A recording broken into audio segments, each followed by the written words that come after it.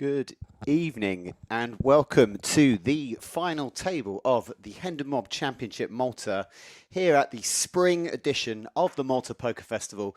My name is Roland Boothby, Head of Partnerships for the Hendon Mob, and we've got the final table and an incredible story developing here at the Malta Poker Festival. As you see, our final table is here. Martin Byrne. He has just come off a victory at the Hendon Championship at the Irish Open. He is gunning for two Hendon Championship titles in consecutive events. This is not something that I thought we would ever see in the Hendon Championship. He's got a little bit of work to do. He's got the second shortest stack, but a phenomenal on a phenomenal run of form at the moment. And we wish him well. Martin Byrne is from Scotland. Took down the huge edition of the Hendon Championship at the Irish Open, 1,067 players. He came out on top of that for €45,000, and he'll be looking to come out on top again here at the final table of the Hendon Championship Malta. As you see the chip counts there, our chip leader is Erland Kstat. He is a Norwegian player. Huge stack there in seat 3, West Ham supporter. There you see the Irons baseball cap and the sunglasses. This event started yesterday here at the Portomasso Casino in Malta. Welcome to everyone who's joining us on YouTube tonight. My name is Roland Boothby, Head of Partnerships for the Hendon Mob. I'd like to thank everyone here at the Portomasso for making us feel so welcome this week. This is the 11th edition of the Hendon Championship here at the Malta Poker Festival. It's been quite a ride. We've had some great champions. And if Martin Byrne can bring home the Hendon Championship title tonight, it will be one of the best achievements we've seen on the Hendon Championship. This is cards up coverage all the way through to a champion. The champion of this event will be coming to South Africa with the Hendon Mob. We are adding a 2.5k euros package to come and join us in South Africa for the South African Million. Here we see Pekka Ikonen, a very experienced Finnish player, almost $400,000 in cashes. He is the short stack. He's getting it in with tens in the very first hand. Hope everyone's doing well on YouTube. Let us know who you're rooting for tonight. We have players from all over Europe. We've got 2 Greek players. We've got 2 Brits. We've got an Englishman and a Scottishman. We've got a Danish player, Johan Brower, the Danish whale, according to his Hendon Mob. We've got a Finnish player. We've got Norway and Turkey represented. A very eclectic mix of players. Interesting spot here for Martin Byrne. He covers Ikonen, but he is the second shortest stack. 6 all in. He's going to re-jam, and he's going to be in bad shape. It will be Pekka Ikonen who is at risk. Pekka Ikonen, almost 400,000 in cashes. Biggest cash coming at the World Series of Poker in 2010. Cashing for 212k. So it's going to be 10s versus 8s. Martin Byrne will need an 8 or he will become the short stack. No help there on this flop and turn. And we're going to see a double up for Pekka Ikonen, our Finnish player.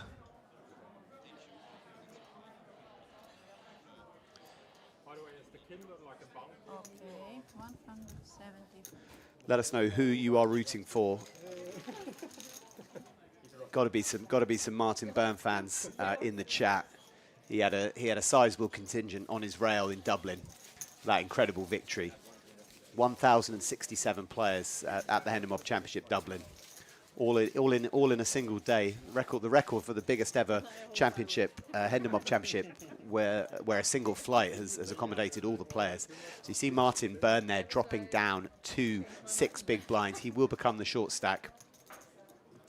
Erland Kstat, our Norwegian player. Quite a comfortable chip lead on 46 bigs. He'll be looking to apply pressure to the short stacks. We've got a number of players below 20 bigs and some quite significant pay jumps. So we will be seeing some ICM pressure as this final table develops. Here we see Kenny Burke. He's got 20 big blinds. Very experienced UK player. 80, 9-4. Over 150,000 in cashes. Biggest cash, 34,000. He plays all over the world. One fold. Two fold. He's going to open from under the gun with the suited ace, and he's going to run into a little bit of bother here. Erland Kstat, our chip leader. He's having a good day. West Ham got a victory earlier. They had to win. Spurs got a victory away to Wolves, but West Ham kept Spurs in the relegation zone 220. with a win at home. One fold. Five fold. Yeah, a few comments on the English flag for Martin Byrne. The back end system here at the Porto Masso doesn't acknowledge the great country of Scotland. It's criminal, but it's a situation we found ourselves in. They wrongly default to the UK flag, to the English flag for UK players. But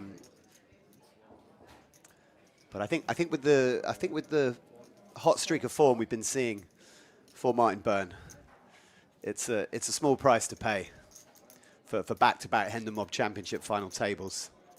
Shout out Evan Doherty, Roddy McNeil, Q Chen Harmony, lot of Martin Byrne fans.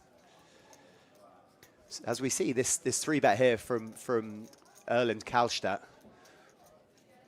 This is what we expect from our chip leader, putting pressure on the open of Kenny Burke. Definitely a hand that will be dominated a lot of the time when facing a 3-bet. Kenny, a lot of experience, been playing for a long time, been playing all around the world. No, the same lines. Got recent cashes in Taiwan, in Bratislava, Malta, the US, Czech Republic, Greece, Vietnam. He gets around and has cashes in the UK going back to 2007. Pekka Ikonen, the most experienced players in terms of Hendon Mob cashes, just shy of 400,000. We've got 2 Greek players, Lukas Kiotsoukas and Sturgios Alexandrakis, 2 Greek players. Good to see Greece represented, very passionate poker nation. Blinds 2040. I think we eventually will be going up fairly soon to 25k, 50k. Really glad so many of you can join us tonight. Maureen has entered the chat. Nice to see you, Maureen. Last year I mentioned that I was thirsty on the stream, and then within minutes a couple of beers had arrived to me and David Lappin. That was testament to the influence that Maureen pulls in this casino. Maureen, one of the strongest performers in Hendon Mob Championship events. There was a bit of a shake-up actually in the standings. Well, that'll be reflected after the results from this event. Daniel Kuhlmann moves into second place. He cashed the event, moves into solo second place on the THMC number of cashes, one behind Marco Herman, and Nicholas Niemann with a strong performance. He moves up to 5 cashes to joint second with David Lappin. So a little bit of a shake-up in the standings off the back of this edition of the Hendon Mob Championship. As you see, our seating assignments there. Pekka Ikonen, seat 1. Lukas Kiotsoukas, seat 2. We have got a lady at the final table, Lena Lindholm, 33,000 in tournament cashes. She's from Norway. We'd really like to see a lady champion on the Hendon Mob Championship. We had a female winner in one of the online Hendon Mob Championships, Sosia Jiang, during the pandemic. And we had Reem Ahmed winning in Nottingham many years ago. But it's been a while since we had a female champion. We will be definitely putting a lot of fervor behind Lena Lindstrom if she can go to the last few players in this event.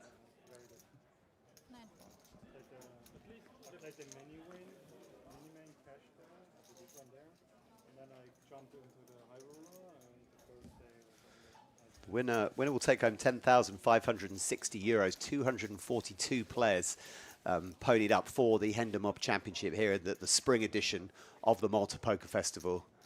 Been a phenomenal week here in Malta. Great weather, ton of action at the tables. Lot of great numbers in all the events. Main event performing very well.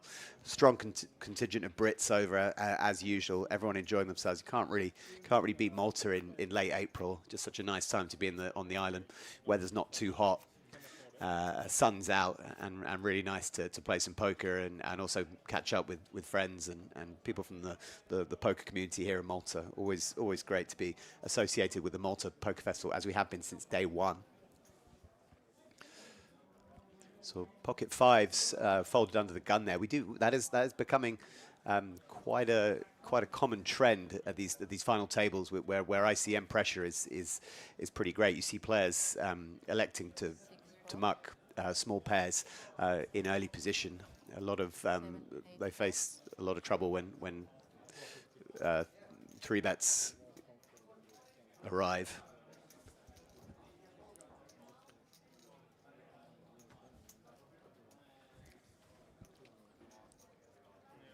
Action round 2, Johan Brower in the small blind. This is the Danish whale.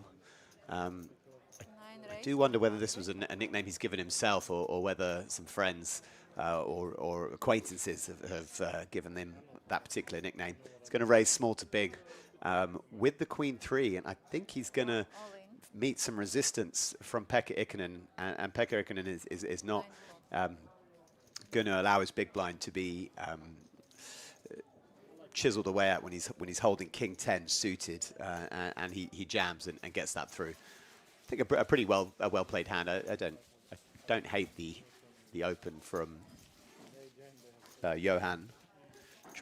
Chips are extremely valuable at this point in the tournament, and even if you can pick up the blinds, it's 100k on your stack. Great to see so many of you guys here in the YouTube chat. Let us know who you're rooting for. All the support is coming in for Martin Byrne at the moment. Are there any supporters of any of our Greek players or Norwegians? Let me know who you're rooting for in the chat. My name is Roland Boothby, head of partnerships for the Hendon Mob. I've been around the Porto Masso today trying to pull up a co-commentator, but so many great tournaments here that everyone's in action at the moment. A couple of potential guest commentators, but you're going to have to make do with me for the moment. Round 2, Martin Byrne here. He's got 5.5 bigs, and he's gonna make a stand with the ace-3, and he's gonna run into the kings of Sturgos Alexandrakis on his immediate left, who's gonna jam. So a bit of a tricky one here for Kenny Burke. I think eventually he will probably get away from this hand. The rejam from Sturgos looks pretty strong, and you would. Ace Queen would start to shrink up here. It's not a huge number of blinds. However, I would be a little bit surprised to see a call. He still has players to act behind him. Yeah, I like this laydown from Kenny Burke here. Ace Queen certainly shrinks up significantly in the face of the action. So Martin Byrne will need an ace if he is to continue on his quest to capture back-to-back Hendon Mob Championship titles. As we go to a flop, needs some help. There's a 3 on the flop. So he's added a few more outs here. He's going to need an ace or a 3 to stick around in this tournament. The 4 of diamonds is no help. So an ace or a 3 will save Martin Byrne. And Martin Byrne is going to be our first player eliminated from this final table. He will not win back-to-back Hendon Mob Championship titles, but he can feel extremely proud of himself after taking down the Hendon Mob Championship in Dublin for 45,000 euros, 1,067 players, and then comes to Malta in the first Hendon Mob Championship event since that victory in Dublin and put in a final table performance. He was unfortunate to run eights into tens on the very first hand, and he couldn't crack kings there. So we lose Martin Byrne. They've tried to give him a more appropriate flag than the English one. I'm sure he'd prefer the Norwegian flag to the English flag, but one day we'll find the Scottish flag and attribute that to Martin Byrne. What a performance! What a legend in Hendon Mob events, and what a great player. I'm sure we'll see a lot more of him. He's only a young chap. He already has a package to join the Hendon Mob in South Africa in October for the South African Million. So I'll certainly be seeing more of Martin myself, and I'm sure we will be seeing more of him on the poker scene. Martin goes away with €1,240, not quite the pot that he took home in Dublin. However, he should be pretty proud of that performance coming off the event in Dublin. On we go. 8 players left. Next payout 1450. Johan Brower, he has ace deuce suited in the cutoff. The Danish whale. He will again run into a hand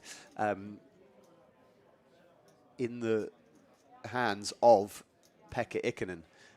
He opened Queen 3 into Pekka's King 10 suited, and now he's going to run into a pair, and this is cutoff versus button.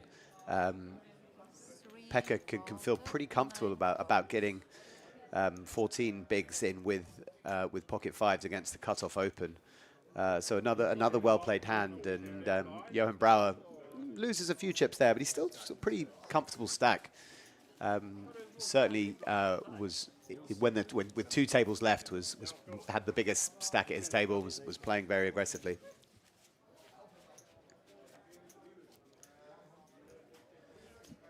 Big shout out to Newark, New Jersey Poker 1361. First time watching a stream from the Hendon Mob Championship. Thank you, Newark, New Jersey Poker. Really great to have you with us. We don't stream every Hendon Mob event. Luckily here in Malta, they've built a fantastic new studio in the Portomasso Poker Room. And this is the second time we've been able to bring you live coverage of the Hendon Mob Championship final table. We first brought you action here in Malta last October for the autumn edition of MPF 2025. So this is the first time we've streamed from the spring edition, and we are super excited to have been allowed to use the beautiful streaming studio here at the Portomasso. They've just undergone a huge refurbishment here at the Portomasso, which includes a brand new poker room and streaming studio. As you can see, everything is brand new and looking pretty tip top. So I hope all the Scottish Martin Byrne fans will stay with us, see who can take this down. We have got Kenny Burke as the lone remaining Brit at this final table. And we do have a West Ham fan, Erland Kstat.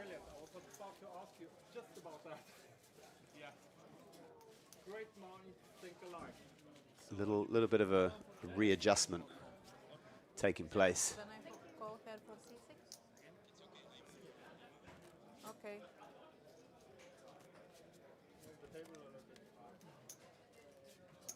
Players just manoeuvring for a little bit of additional room at this table. It is a nicely sized table. What a beautiful sight that is.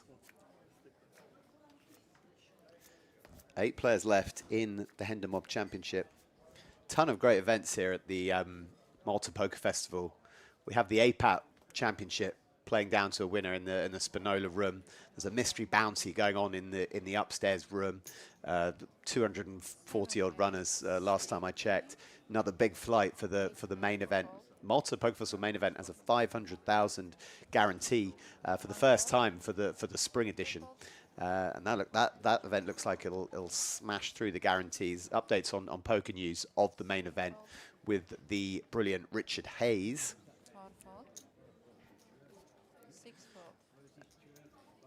Going to see a raise and take it there for Sturgios Alexandrakis. 2 Greek players in our final 8. Don't believe we've ever had a Greek winner. Actually, no, I tell a lie. I think we had a Greek winner in London at the end of 2025. So I was about to spout some complete and utter nonsense. Yeah. Demosthenes Stefanos Ioannidis took down the Hendon Mob Championship London in December 2025 from 622 runners. A final table that also featured Terence Jordan Jr. and Nick Walsh. I almost was doing Greece a disservice. So yeah, we'll be looking for our second Greek champion if one of the 2 Greek players can take it down.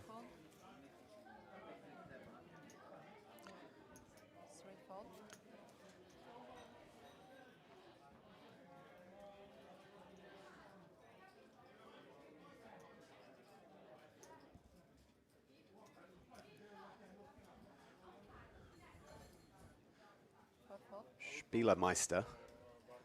Thinking about doing something with King 8 on the button, a little bit borderline. He would have run into a pretty attractive looking King 10 suited. Would have definitely met some resistance. Yes, sir.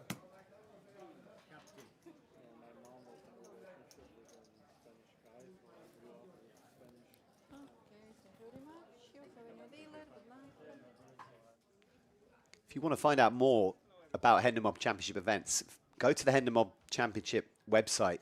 You'll definitely see the next few events that we are hosting. If you click on the Hendon Mob Championship logo, that'll take you to the tour page where you can take a look at all confirmed events. Hendon Mob Championships will go to 14 different stops this year in 5 continents. Really exciting year on the horizon. We've already had events in Dublin and in Bratislava. This is our 3rd championship of the year. And the next event will be in Manila, the Philippines, at City of Dreams with Sigma Poker Tour. Then we go to King's Casino in Rozvadov with the festival. We've got 3 standalone festivals this year. Middle of July with Dusk Till Dawn. If you've not checked out Dusk Till Dawn, a phenomenal place to play poker. Really is the heartbeat of UK poker. One of the best experiences that you'll have as a poker player travelling there. We've got the Hendon Mob Championship Liechtenstein in the middle of August. Beautiful location, great casino, amazing poker room. And towards the end of the year, Hendon Mob Championship London, Genting, Stratford, with the first week in December. A lot of Hendon Mob events taking place this year. Hope some of you can join us at those events. Erland Kstat, he will be raising it up here. The chip leader, looking down at pocket kings. What a nice spot. He's been assigned the German flag. I'm inclined to say that he's a Norwegian player. Certainly his Hendon Mob flies the Norwegian flag. Just under 50,000 in cashes. He was at the Norwegian Championships recently in Bratislava. Got cashes in Malta, Norway, Dublin, Tallinn. A lot of the top sort of European poker destinations that the Scandinavians like. This makes sense.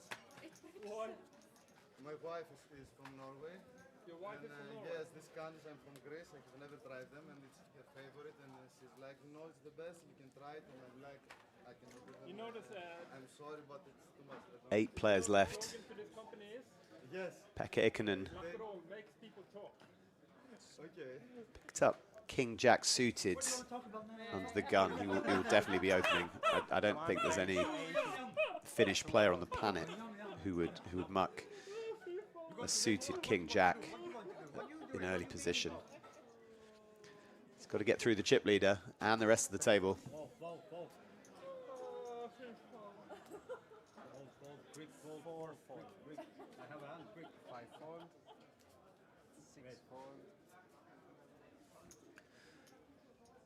Kenny Burke going to make the call, I believe, from the small blind. Not a completely typical flat from the small.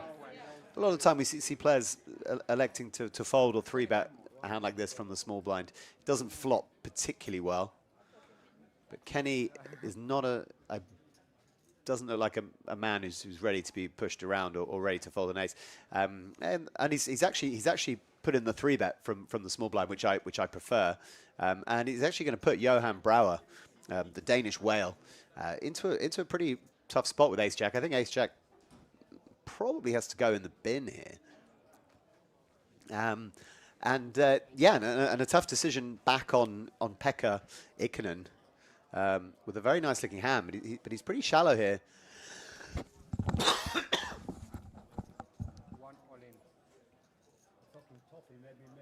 And he's just going to jam it in. And a nice read there from Pekka Ikonen. Taking King Jack suited and using it as a hand to 4-bet bluff with. I do wonder whether he picked up a read on Kenny Burke though, or whether they have any history. That's quite a powerful play. He certainly picked up something, and went for the 4-bet jam. And got the ace-8 to fold. So that's a hand that could have played very differently. A lot of players would just muck ace-8 off from the small against an under-the-gun open. I would like to caveat anything I say. I'm absolutely not a professional poker player. I am a heavily recreational player. I love the game, but I'm certainly not qualified to provide high-level commentary on the correct way to play hands. I certainly try and be as good as I can at the game, but I probably play 10 to 12 tournaments a year, busy work and travel and family schedule, so I certainly don't have the volume or the study under my belt to analyze the game to great depths.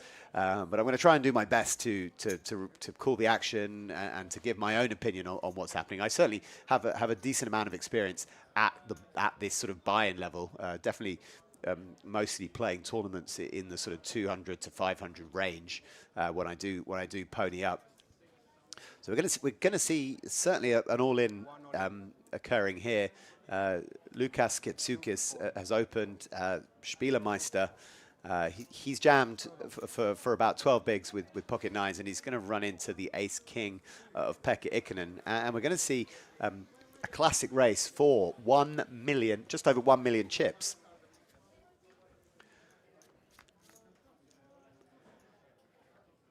And there's a king on the flop there, and Meister is going to be at risk here unless he can find a 9 on the river. 2 outs. He's not going to find one of those outs, and we are going to lose the man they call Meister in 8th place. He's going to walk out with 1,450 euros here at the Hendon Mob Championship Malta. A great run. A great player. A lot of cashes here in Malta. Had a nice stack with 2 tables left.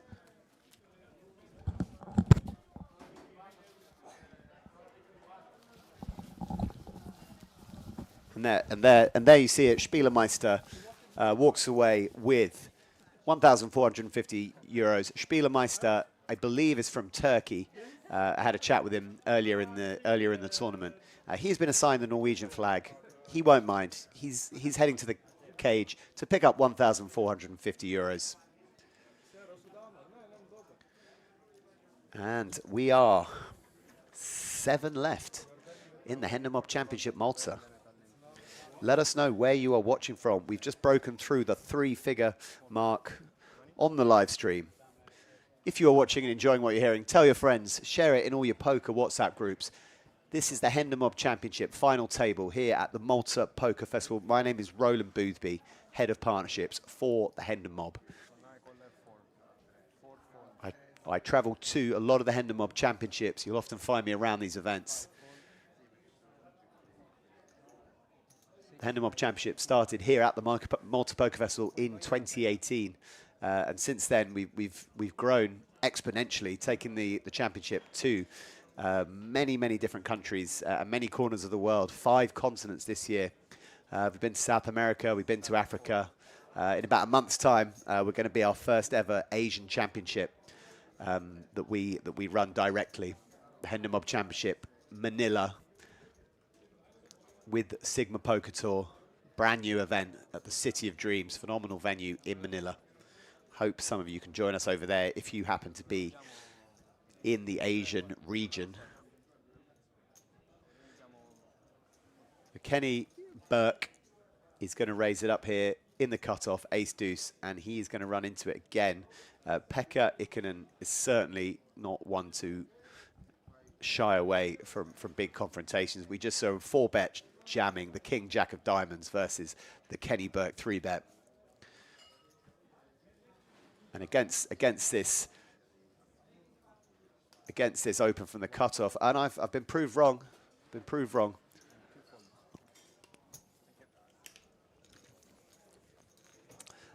Perhaps he felt some players behind him, 10 bigs, didn't want to get involved with pocket sixes.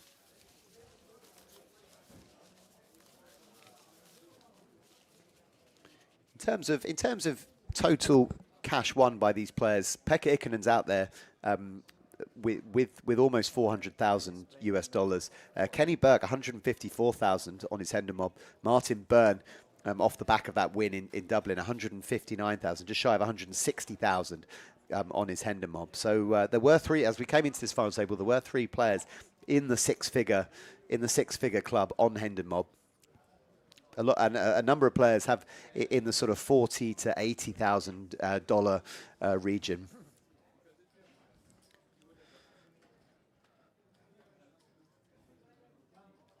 Lena Lindholm, 33,000. She's going to make us stand here. She's going by Rotta. She's getting it all in for her last 390,000 with a premium. She has been assigned the UK flag on your screen. She is not from the UK. Lena is a Norwegian player. I can assure you she has cashes in the Norwegian Championship. And she will pick up the blinds and the antes right there.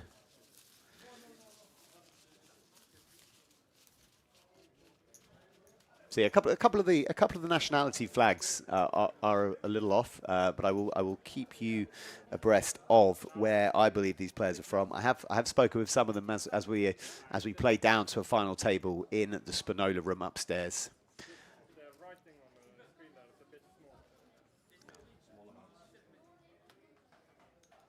Be great to get a female champion here at the Hendon Mob Championship Malta. The ladies event was playing out upstairs this afternoon. 62 runners in the ladies event. Always an incredibly strong festival for female participation, not least because of the Malta Poker Festival and Yvonne Monteliegre, the founder of the Malta Poker Festival, being such champions for the ladies game. Pekka is going to open in the cutoff with ace-8 off. Certainly a reasonable open with a reasonably good stack. He's going to run into the bullets of Lukas Kiatsukis. An interesting spot here. He's going to go with the almost 3x 3-bet, which I like. It was a little bit too much to 3-bet jam. He definitely would chase away some action. Now we know Pekka has it in him to 4-bet bluff. He's giving it some thought and correctly is going to stay out of trouble with the ace-8 off. And nice pick up there for Lukas. Probably couldn't have done much to get any more action with his hand. Perhaps he could have gone for maybe a smaller sizing, maybe 2.5x. Really tried to give Pekka a price to peel, but his hand was too weak. I think there was nothing Lukas could have done.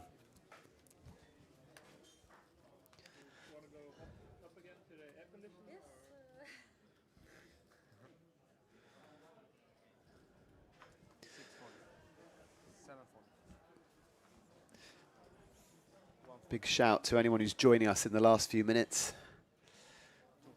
I'd like to shout out the whole of the Hendon Mob and GPI team scattered around the world for the incredible work they do. I've been enjoying the Malta sunshine this week. They've been working hard behind the scenes. What a great team we have. Eric Danis, Kevin Mathers, Hans Kleinsman, Wesley McKenzie, Anthony Charter, Arpit Jain, Fiobia Manicolo. Great team at the Hendon Mob. Wish one of them could be in here, the booth right now. But it's just me here in Malta this week. Got an all-in from Lena. She's going by the name of Rotta, and she is not from England. She is from Norway. A little bit of an Erland Kstat. He's been assigned the German flag. Erland is from Norway as well. So we're going to see a bit of Norway on Norway. Erland giving Lena a spin here with a somewhat weak hand. Didn't see entirely how the action went down. A little bit surprising.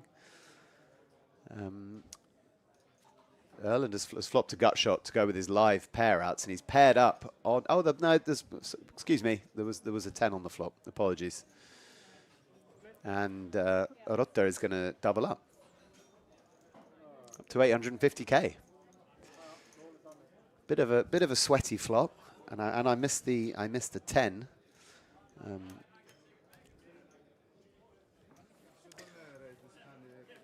Probably won't be the first error I make tonight. If you are in the venue here at the Malta Poker Festival and you've busted your event, or you want to come and join me in the booth, feel free to send me a message and I will get you in here. 7 players left in the Hendon Mob Championship Malta. There you see the chip counts. Big thanks to Richard Sambron and the production team in the next door room to me, bringing you this elite level coverage. You don't see too many €250 events with such a high level and high quality live stream setup as we have here at the Malta Poker Festival and the Porto Masso Casino. The winner of this event will be joining us in South Africa in October for the South African Million. 1 million rand guarantee. This is a €2,500 package added to the event by Hendon Mob and our partners in South Africa. There's been a number of players here this week who are previous Hendon Mob Championship winners who have joined us in Cape Town for the Cape Town Million. Going to see an open jam on the button here from Rotta. She should get past Sturgios Alexandrakis. He looks like he's going to give this one some thought, and I certainly would be giving it some thought. She can be very wide on the button here. However, King Jack off doesn't seem like a very appealing hand to Sturgios to basically commit his tournament life with. And he looks slightly pained. He knows he's going to be ahead some of the time. Lena's range will include some hands that King 10 or King Jack dominates, like King 10, like some Queen Jacks. But he's opted to let it go, which I agree with. You do not want to be calling off, I believe, with King Jack off in that spot where with ICM pressure. You have big pay jumps coming up, 10,560 up top.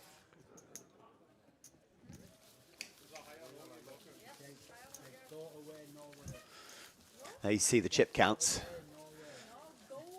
Erland Kstat, 30 big blinds, 1.5 million chips.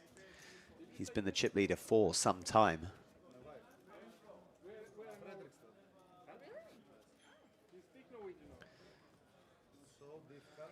Welcoming anyone who has joined us recently.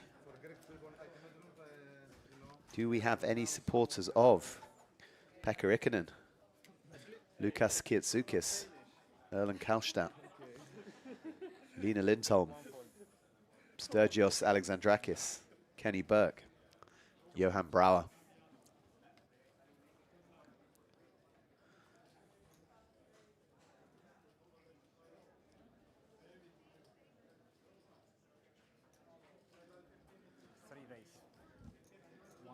Going to see an open here from our chip leader.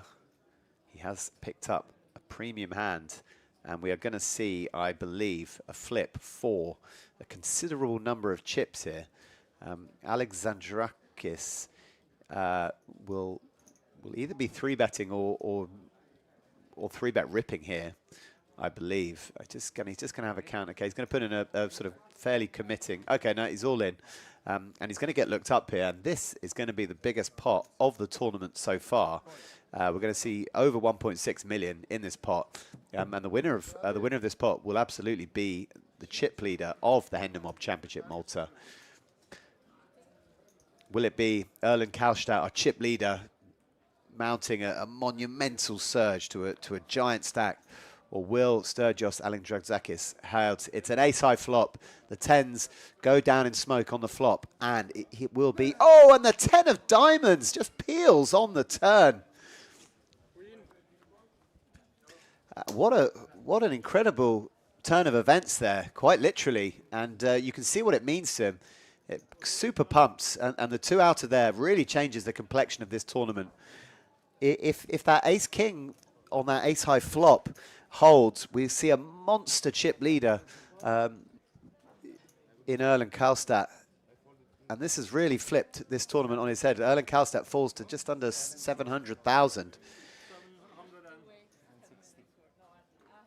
And Sturgios Alexandrakis has now got 1.6 million chips, and he was 2 cards away and a 2-outer away from being out the door in 7th place for 1,740, and now he is in prime position to take on those top prizes, 10,560 up top.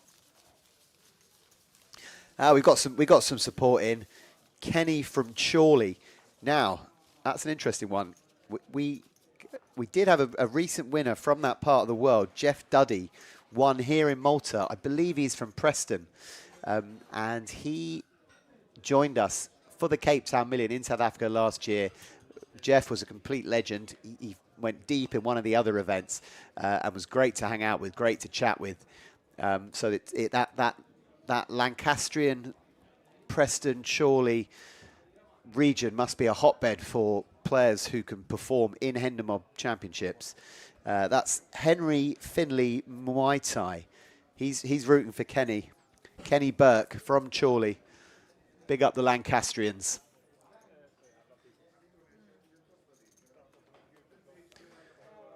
Some good performances from the Lancastrians in Hendon Mob, recent Hendon Mob events. The 2024 Hendon Mob Championship at the autumn edition was won by Jeff Duddy, who came to Cape Town with the Hendon Mob last November. Here we go. Kenny picked up 9s. He's got 10 bigs. He's facing a cut-off open from Sturgios with his newly minted. He's going to make the call. I'm a little surprised with this. Cut-off versus button. I would have preferred to see a jam from Kenny here. But he's going to make the call. And this could allow Pekka to come along with Queen 10 off. He could have some devious intentions. He's certainly thinking about something.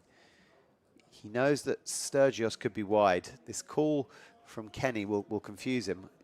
I don't think he was expecting Kenny to call off sub 10 on the button. He's going to let it go a little bit. Looks a little bit skeptical, a little bit suspicious.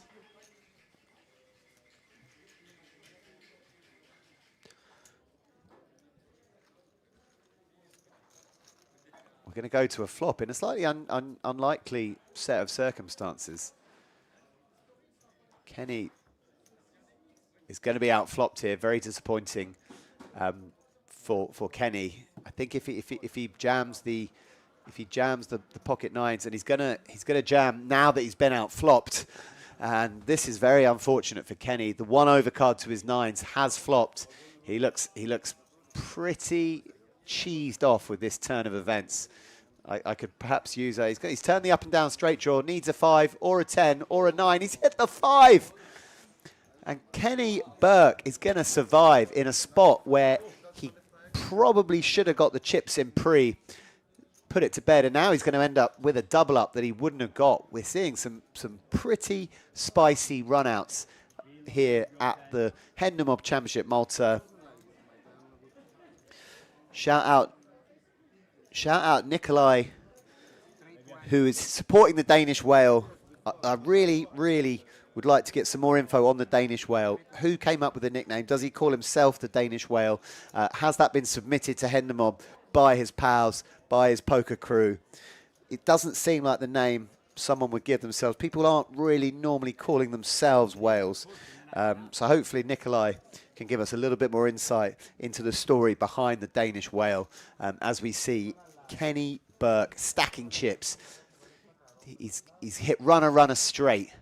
And Sturgos Alexandrakis has gone through a roller coaster couple of hands, hitting the 2 outer to survive, and now being runner rivered to keep Kenny Burke in the tournament. He was almost out the door in 7th place, and Kenny Burke is now pretty comfortable on 22 big blinds.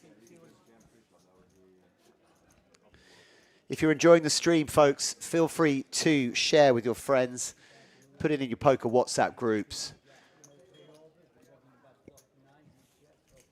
My name is Roland Boothby, Head of Partnerships for the HendonMob.com. Also looking after the Hendon Mob Championship live events. Coming to you, 14 different events this year. This is event number 3 of 14 events in 2026. So yeah, it looks like, so thank you, Nikolai. It turns out that the Danish whale reference, it wasn't a self-assigned nickname. It was given to him by a former co-worker. Shout out Face to Silk, pointing out that Erland is Norwegian. Yeah, we've got a few country errors. Rotta Elena is also Norwegian, I believe. She's been assigned the English flag. We will try and get that fixed. But if we don't, I'll keep telling you guys who these players are and where they're from. Thank you, Face to Silk, for the compliment. I'm in here. I'm tucked away in a cupboard at the Portomasso. I couldn't find... I toured the casino all day looking for a co-commentator. Everyone wanted to play the Mystery Bounty. Everyone wanted to play the Turbo Flight of the main. I don't blame them. The tournaments are bursting with numbers. 500,000 guaranteed in the main. Big numbers in the Mystery Bounty. APAT playing down to a winner in the Spinola room upstairs. A lot of action. It was hard to put. I offered them buy-ins to the Hendon Mob Championship. I offered them beers. I offered them a free bar. Not one of them could be tempted. We'll see if any of them come knocking on my door after busting their events. But at the moment, you're gonna have to put up with me. Newark, New Jersey Poker. Is the London event later this year at that casino near the West Ham Stadium? Yes. It's at the Genting Stratford. First week in December. That'll be a 280. That'll be a full week of Hendon Mob events with a £280 main event. 6 or 7 events. The full schedule's not out, but there'll be a PLO event. There'll be a 2-day starting event. There'll be a PLO 4-5 card. There'll be deep stacks. There'll be turbos. Always a great week in London. First week in December. Keep a lookout for the Hendon Mob for the full schedule for that one. But a great week in London in December. You can do a bit of shopping at Westfield. Maybe try and take in a West Ham game. Not sure whether that'll be a championship match or a Premiership match. We'll find out over the next few weeks. But yeah, Genting Stratford, right by the London Stadium.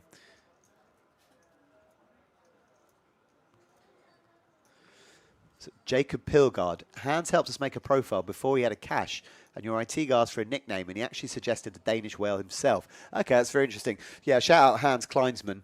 The same night he won his first event in Bratislava. Okay, I do. Yeah, that story does ring a bell. So yeah, normally a player will obtain his profile on Hendon when he gets his first cash recorded. So I guess there was a lot of faith in the Danish whale that he was set to set the poker world alight, and they went for a pre-profile, and that's been arranged by Hans Kleinsman. So shout out Hans Kleinsman if you're watching. Probably not watching, because he runs a baseball club, and he's always coaching kids baseball.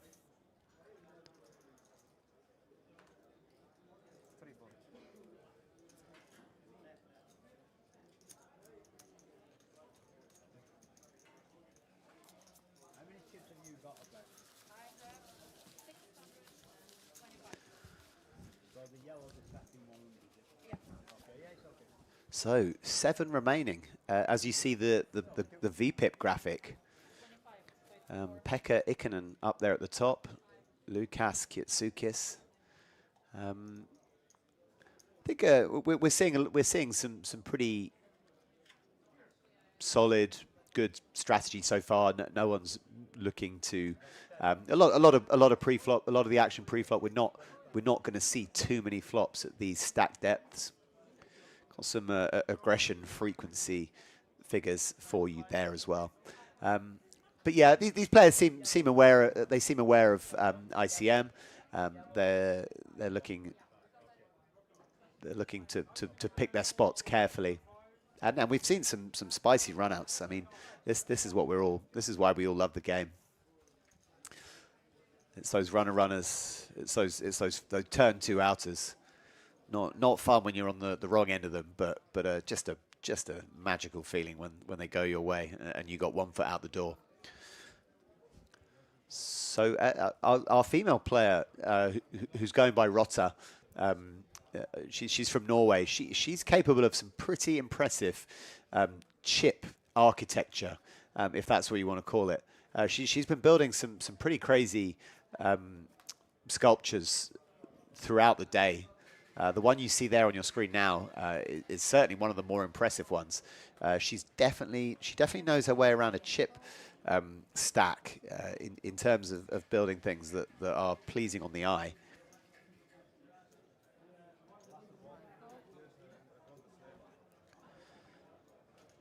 She could pretty good. She could do some pretty nice tricks as well. So yeah, one of the more talented operators of a chip stack that I've certainly commentated on. Face to Silk, the stream room is sick. It certainly is. They've been completely renovating the poker area, and the casino in general. And the poker room has really benefited from this renovation, and the streaming setup is beautiful. The casino's had a rebrand, a lot of dark blue hues around the place, and with the gold logo. Yeah, really nice from Portomasso, and Richard Sambron and his team on the studio side have built this incredible set, and you're set to see a lot more action here from the Portomasso.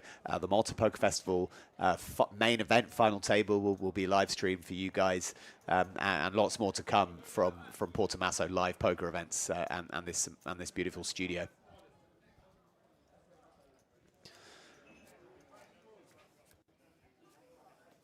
The stacks are condensed a little bit off the back of the Erland Kstat and Sturgios Alexandrakis Ace King v10's hand.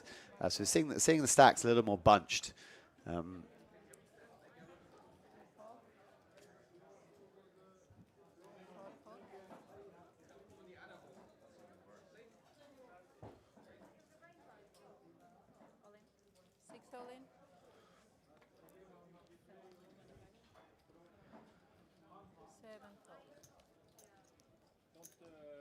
See a shove of that very attractive stack I wonder what you would call it. I guess, I mean, to me that looks potentially like a tree.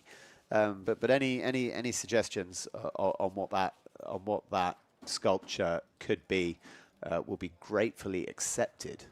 I'm going to go with a tree. Let me know in the comments on YouTube. We are broadcasting live on the Hendon Mob YouTube, the Hendon Mob and GPI YouTube channel, on the Portomasso YouTube channel, Malta Poker Festival. Let us know what you think that sculpture resembles in the arty stack of Lina Lindholm, aka Rotta.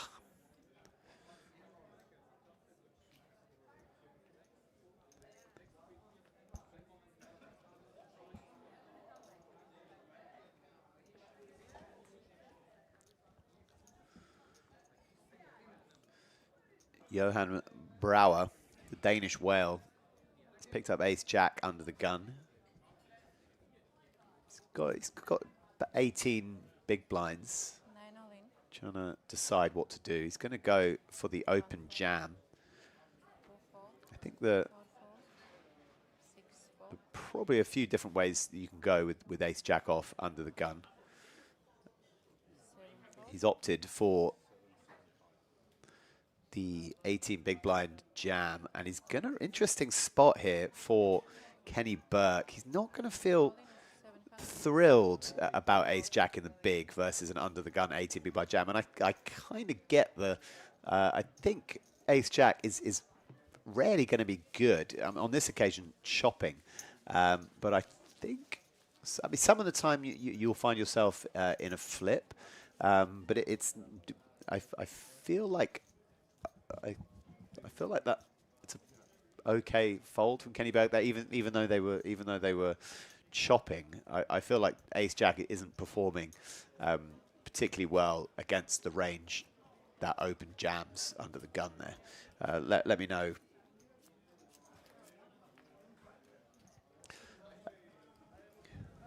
So to answer the question of Face the Silk, should consider miking up the players so we can hear the table talk. The players are mic'd up. You will, if there's any chatter at the table, you will hear it, and I will stop talking.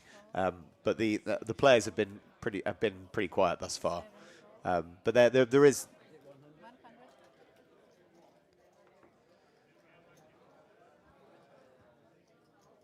100. Yeah, there is microphones at the table that will pick up the players talking if there's any chat.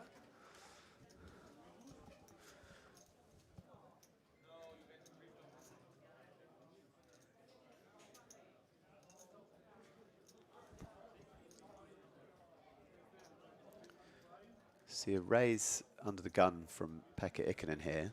This is 9 fold. indicative of the fact that he has got the highest VPIP at the table. He's going to get a call from Johan Brower in the big blind.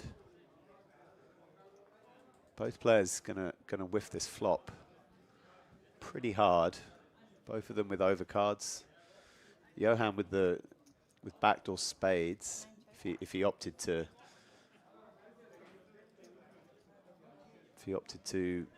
show any aggression, I think Pekka will throw out a small bet here. I think he'll bet something in the region of 60k. Okay, gone for half pot.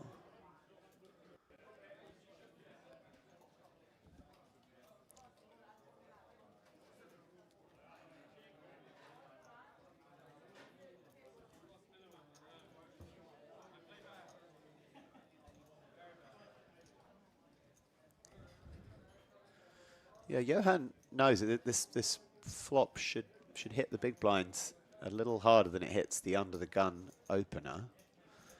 It's just a matter of stack depth, aggression versus stack preservation. It's certainly considering a check raise. I don't think call is an option. I think he's going to let the hand go. There's not quite enough going on with his hand. Give potentially, if he ever had a backdoor straight draw to go with his backdoor flush draw, he could consider check raise. But he's not very deep at all. And I think at this point in the tournament, stack preservation is very important as these pay jumps get bigger, and as ICM begins to take more of a sort of prevalence in people's thinking.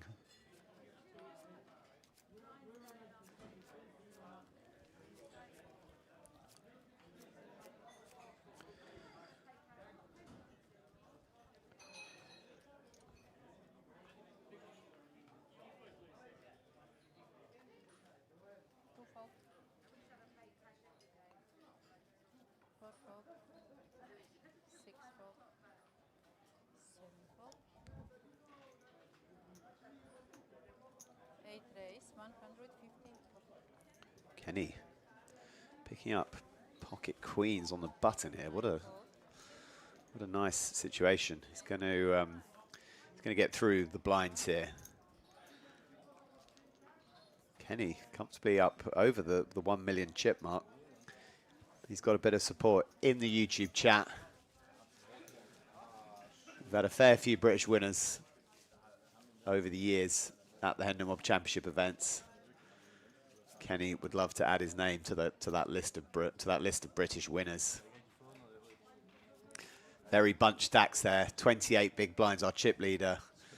12 big blinds for Erland, our short stack. There's a lot of scenarios where things can change very quickly, and no one's really in a position to exert pressure over the rest of the table.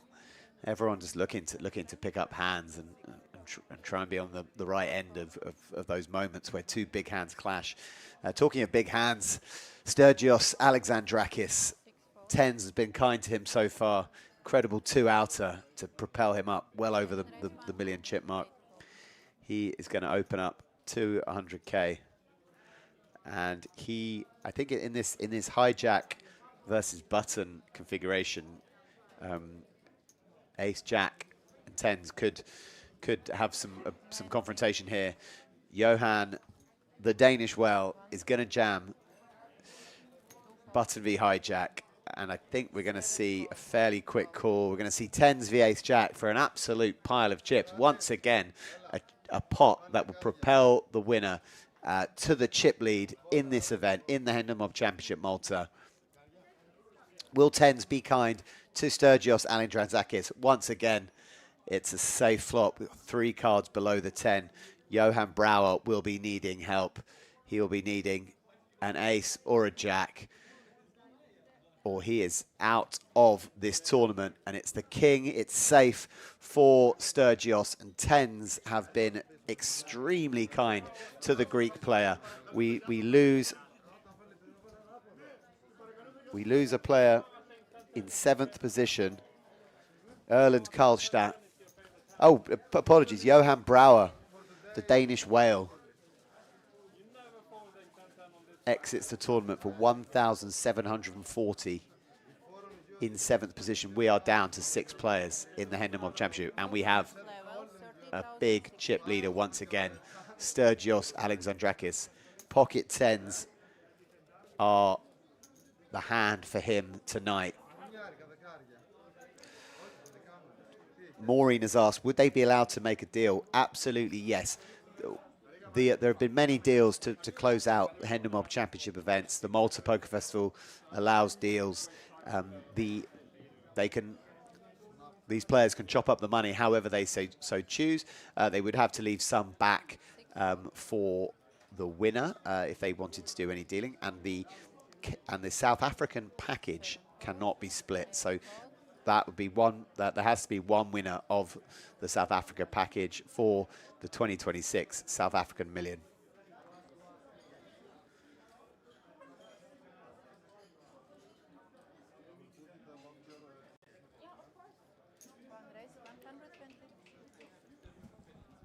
We do tend to see a fair few deals towards the end of Hendon Mob events. However, the introduction of the South Africa package has led to a slightly more competitive feeling at the end of the event. Often players we're seeing choosing to play out to a winner and not looking to carve up the prize money. So there you see it. 6 players left. We've got 2 Greeks in the final 6 of this Hendon Mob Championship. We have got 2 Norwegian players. They haven't been assigned the Norwegian flag for whatever reason. However, we are playing with 2 Greeks, 2 Norwegians, 1 Finn, and 1 Brit. Who are you rooting for tonight to take this down? Kenny Burke, the Lancastrian from the Chorley area.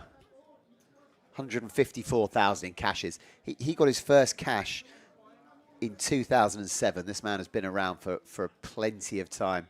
He'll be a wily old fox when it comes to the closing stages of poker tournaments. He will not want to be pushed around. We see an open here from Kenny and Pekka Ikonen does not like to give up hands pre-flop, but he's going to reluctantly put this one into the muck. Erland Kstat, our start of table chip leader, now sitting on 10 bigs. Rotta, Norwegian Lina.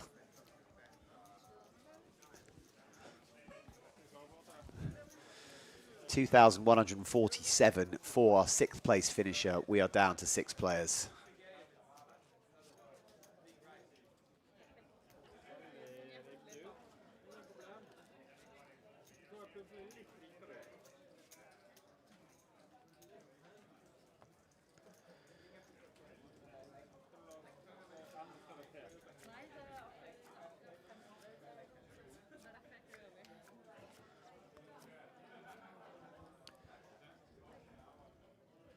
Thanks to everyone who has joined us tonight.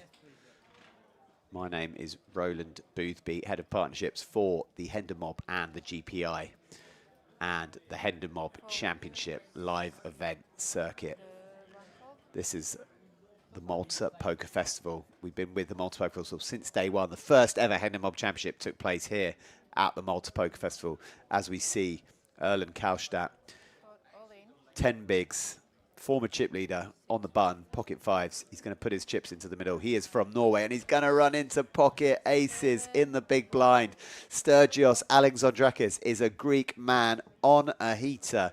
Can these aces hold to eliminate Erland Kstat in 6th place? He needs to find a 5 or some help. We go to a flop. It's 9 high. There's a king. There's a 5. There's a backdoor straight potential. Would have to come specifically. There's a spade on the turn, but it's not good enough. He's going to need a 5, and that's no good. We're going to lose Erland Torsen Kstat from Norway. 6th place for 2,145. Erland, he has cashes in Malta, in Norway, in Bratislava.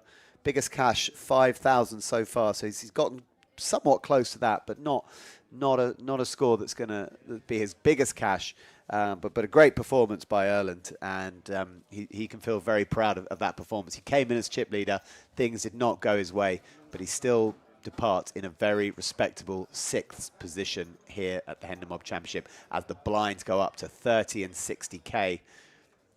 Alexandrakis, big stack, 2.6 million. Lina, our short stack from Norway. We lose one of our Norwegian players. We're down to 2 Greeks, 1 Finnish, 1 Norway, and 1 Brit.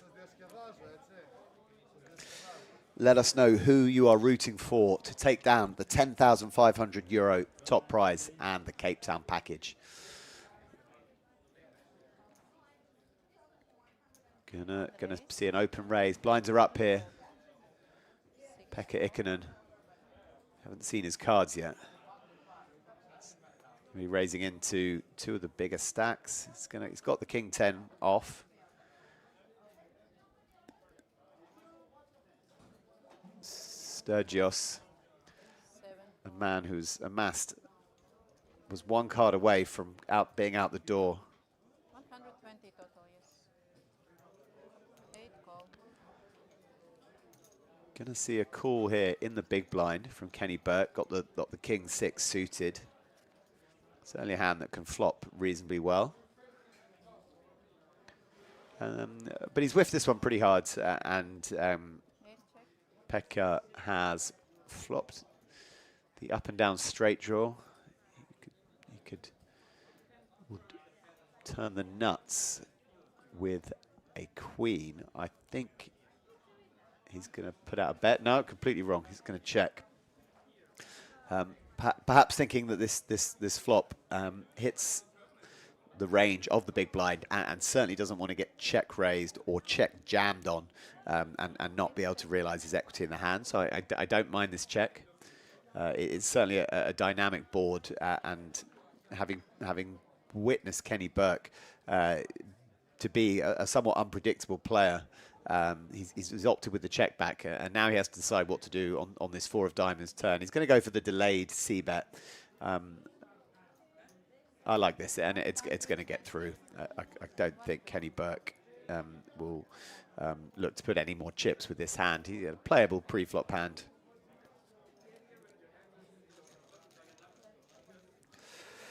Face to Silk. I like the Finnish guy a lot. I think he will win it, but I have to go with Lena since she is Norwegian.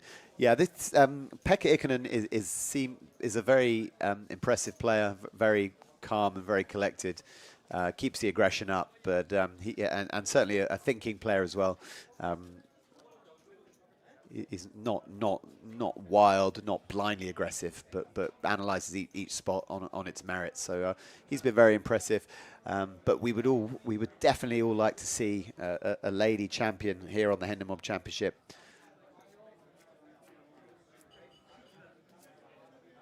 Five players left. It's 10:35 in the evening here in Malta.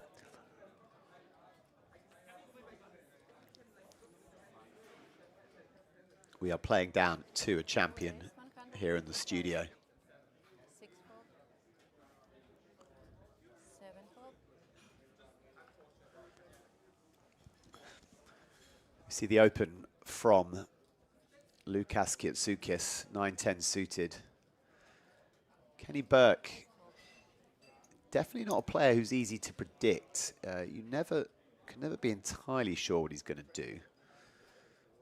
Queen Deuce in the big blind for Pekka Ikonen. He's going to let this one go, and a nice pick up there for Łukasz Kietzukis.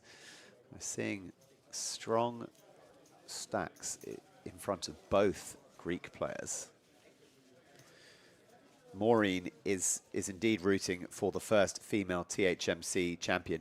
We did have a female champion way back in, I want to say, 2022 at the Hendon Mob Championship in Nottingham. That was with the Fessel. We had a great winner called Reem Ahmed. And forgive me, it was 2023, February 2023.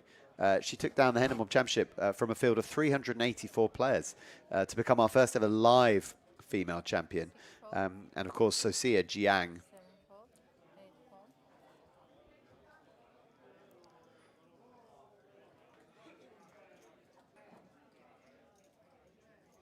Sophia Jiang won the Irish Open online edition during the pandemic. So one live female champion and one online female champion.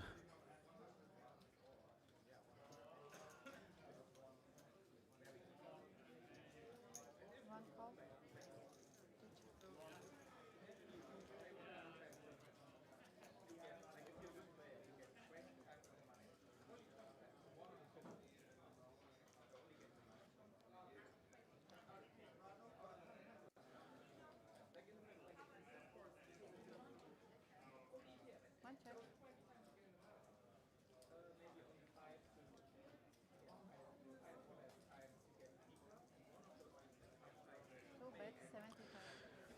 Could be getting a guest commentator in the next few minutes, just seeing if we are able to get him in. Picking up the action here. Blind on blind. Pekka Ikonen flopping middle pair. Lukas Kietsukis flopping the open ender and the deuce high flush draw. Could certainly look to put some chips in. Sitting with 4 high, it's certainly a hand that would be a bluff candidate. Not an easy spot here for Pekka Ikonen. Just a 5 on a 3 diamond board. The ranges are going to be pretty wide, but he elects just to let it go. So yeah, just to reiterate, could be getting a guest in with you in the next 5 or 10 minutes. I'll reveal more once it's confirmed. Some of you might be fed up of hearing my solo voice trumpeting at you for the last hour and a half. Just on the verge of getting a guest commentator. I can reveal that it's a former Hendon Mob Championship in Malta, a Hendon Mob Championship winner in Malta. Let's see if we can make this happen. Certainly a better poker player than myself. Someone who could perhaps break down some spots. Definitely haven't seen too much action over flop, turns, and rivers. So at these stack depths, it's something that is quite typical of late tournament play. But this player, if I can get him in here with you guys and myself, can give us some insight into high level or higher level 5-handed tournament strategy than I can ever provide for you.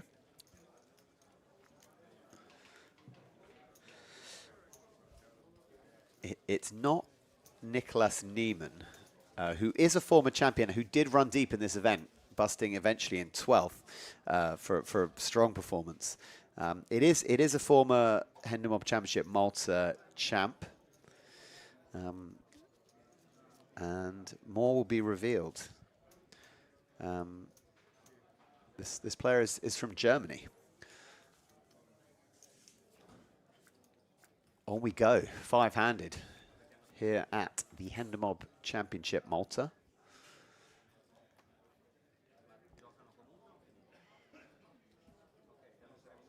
Kenny Burke under the gun here. Final UK player left in the event.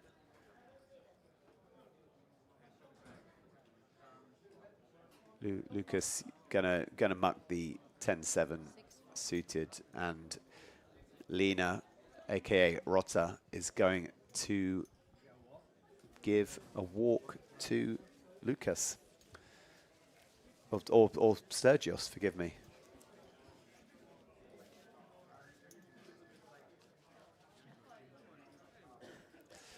So yeah, more guesses coming in. Newark NJ Poker guessing David Lappin. I did ask David Lappin to join me this evening. He is not at the Portomasso today. He is spending time with family ahead of another poker trip he has to make. David commentated with me during the last edition of the Hendon Mob Championship Malta and did a great job. Always great to have David. He's got a huge following. He's incredibly engaging and he's a very good player. So we would have enjoyed getting David in. But he's spending time with the family. However, David Lappin has not ever won a Hendon Mob event, and the player that I'm trying to get in here right now is a former champion. Maureen thinks she might know it. If one of you was to guess it, I would probably reveal. But I've got to make sure I can go find him and bring him into the booth. It's, nothing is guaranteed. Lapin is too busy now with PokerStars. Well, that was when he signed with PokerStars. I did wonder, is this the end of being able to use David Lapin's ad hoc commentary services for Hendon Mob events? And I messaged him surrounding this event, and he said if he had been in Malta, or if he had been around the casino tonight or over this weekend, he would have done the event. So he would have commentated the event. So he's not too big time for the Hendon Mob Championship, according to his own words. So hopefully we'll be able to bring you David Lapin sometime in the near future. Maureen is also pointing out that this live stream is competing with the players' party. That is a good point. It is the players' party tonight, up in the level 23 or level 22 of the tower here at the Porto Masso. I think a locked cupboard here at the Porto Masso is where I belong.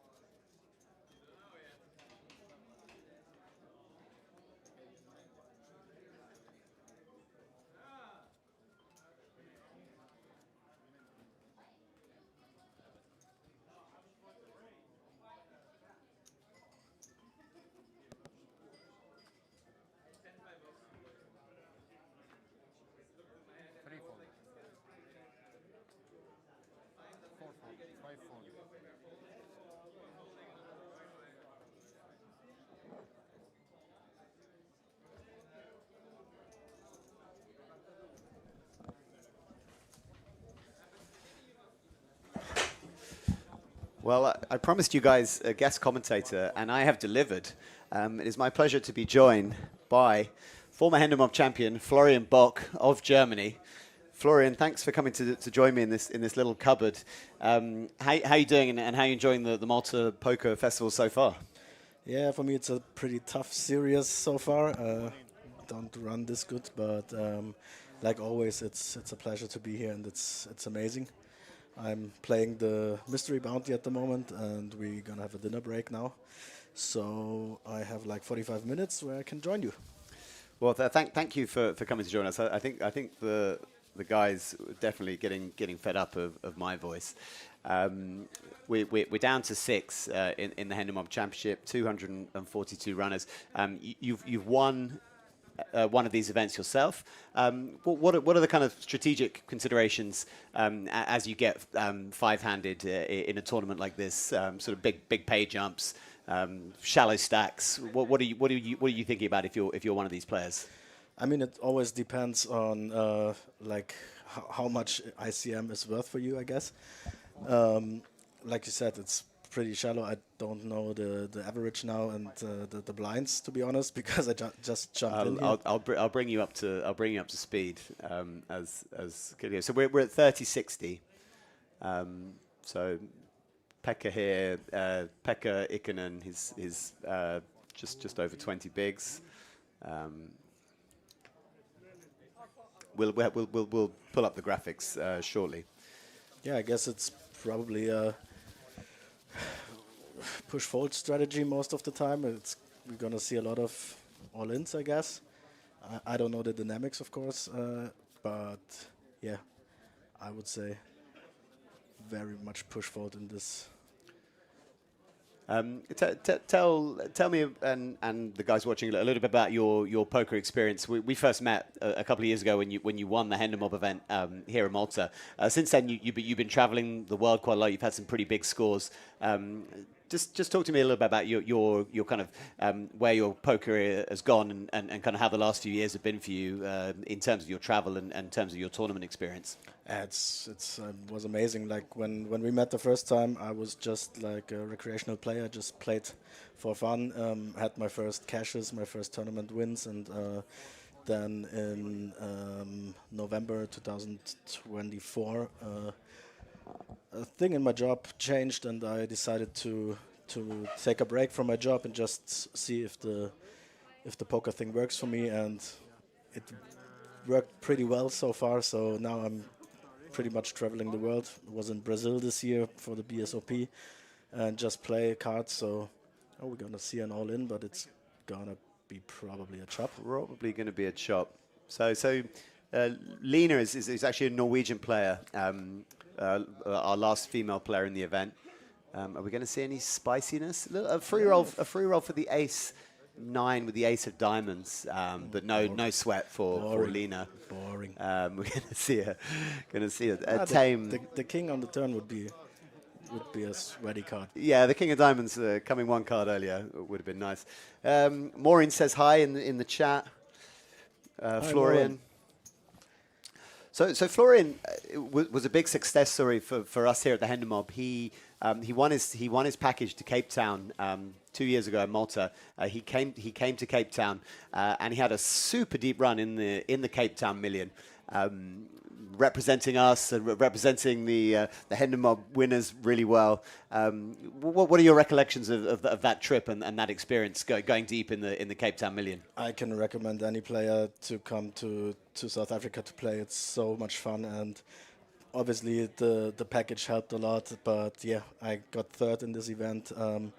There's still one hand I'm pretty obsessed about, because I made the experience that ICM isn't a big thing there. So yeah, that's kind of follows me. But yeah, it was super fun, and I think this year with the new partners in Johannesburg, with the new venue and stuff, I think it's gonna be even more fun. Now we have a all-in situation, small blind against big blind. Oh, big blind folds his ace. Pretty tight fold, I guess. Yeah, a little tight. So we have the big chip leader jamming small to big, and big blind 60 goes well, like 14 bigs for the big blind. I think that this player has shown he's not.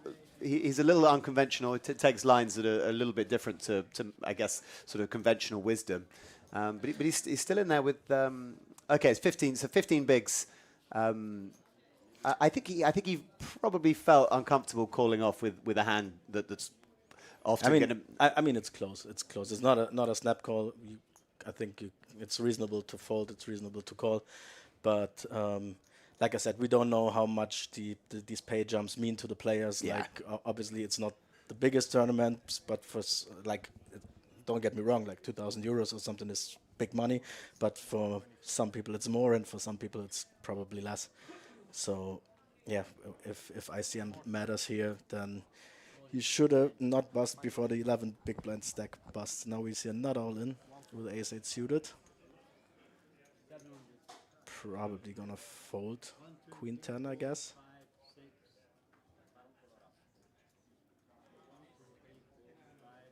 So was this an open under the gun with queen 10 off?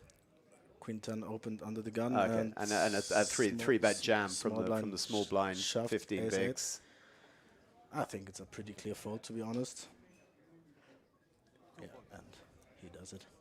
But it's always in these tournaments, we have to be honest, like it's a 250 euro tournament, so we're going to see different things like on an EPT main event final table or on a Triton final table. That's yeah, it's actually a very interesting comment. You have a player, so Pekka Ikonen in C1 has $400,000 in cashes.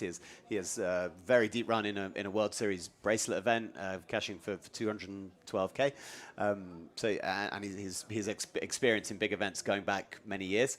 But then you do have players with just 20 or 30,000 on their Hendon mob where they can make their biggest score in the event. And in an event like this, you will get a very wide range of players, especially at a festival like Malta. Malta Poker Festival, we have a €500 main event. 600 euro this year. So €600 main event. I fired a few bullets. I know this. So in the 250 side events, you will get a range of players who some very experienced and with a lot of cashes, and some super recreational players who maybe even playing at the beginning of their poker journey. And that's what I meant. That's a pretty nice dynamic on the table, and that's what I meant when I say probably for this guy with 400,000 earnings, the 2,000 euro jump is not that important, like for a guy who has, I don't know, like 10k earnings or 15k earnings. So yeah, that's its own dynamic, I guess. Got some pretty nice support coming in the chat. Ilva supporting Lena, the Norwegian ladies getting some support. Ilva, shout out. Dark Angel 9071, how you doing? Dark Angel, I think caught a glimpse of Danilo, who's our tournament director here at the Malta Poker Festival. So you're playing the Mystery Bounty at the moment, Florian? Yeah, has that been going pretty well? It's okay. I mean, I have I think 110k now, 75k average, but we have 20-minute blind levels, so it's gonna be a wild run later. And I saw some pretty wild stuff. So yeah, it's a fun tournament. So we got a limp in the small blind against King 5. You could be jamming this, but I think check back is totally reasonable in this situation. And she's gonna hit her king. And this is a texture that the small blind will lead on a decent amount of the time, right? They don't expect the big blind to check back some premiums. I think so. Like probably with 11 blinds, every ace should jam, but here it's gonna be check raise. Yeah, interesting check. I often the small blind with a no equity hand will just fire out one big to try and take it down on the ace side board. You can get a lot of folds. Yeah, I mean, even for a small size. You expect the big blind to really jam their strong kings, their strong aces. Yeah. So it's probably reasonable to fire once, see where you are, but I think it's fine. Check, yeah, the check fold perfectly fine. Looks like we are heading on a break. Going to do perhaps some coloring up, and we will join you guys, I believe, in about 15 minutes. Stay tuned. Thank you.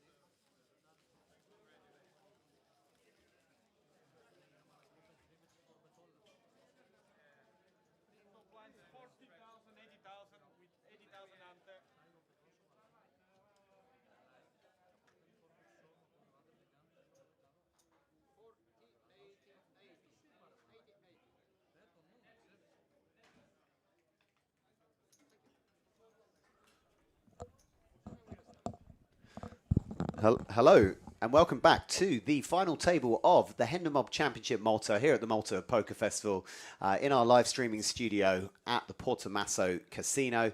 My name is Roland Boothby, Head of Partnerships for the Hendon Mob, and I am joined still by former Hendon Mob champion here in Malta, Florian Bock. Hello, my babies. Hello, my babies.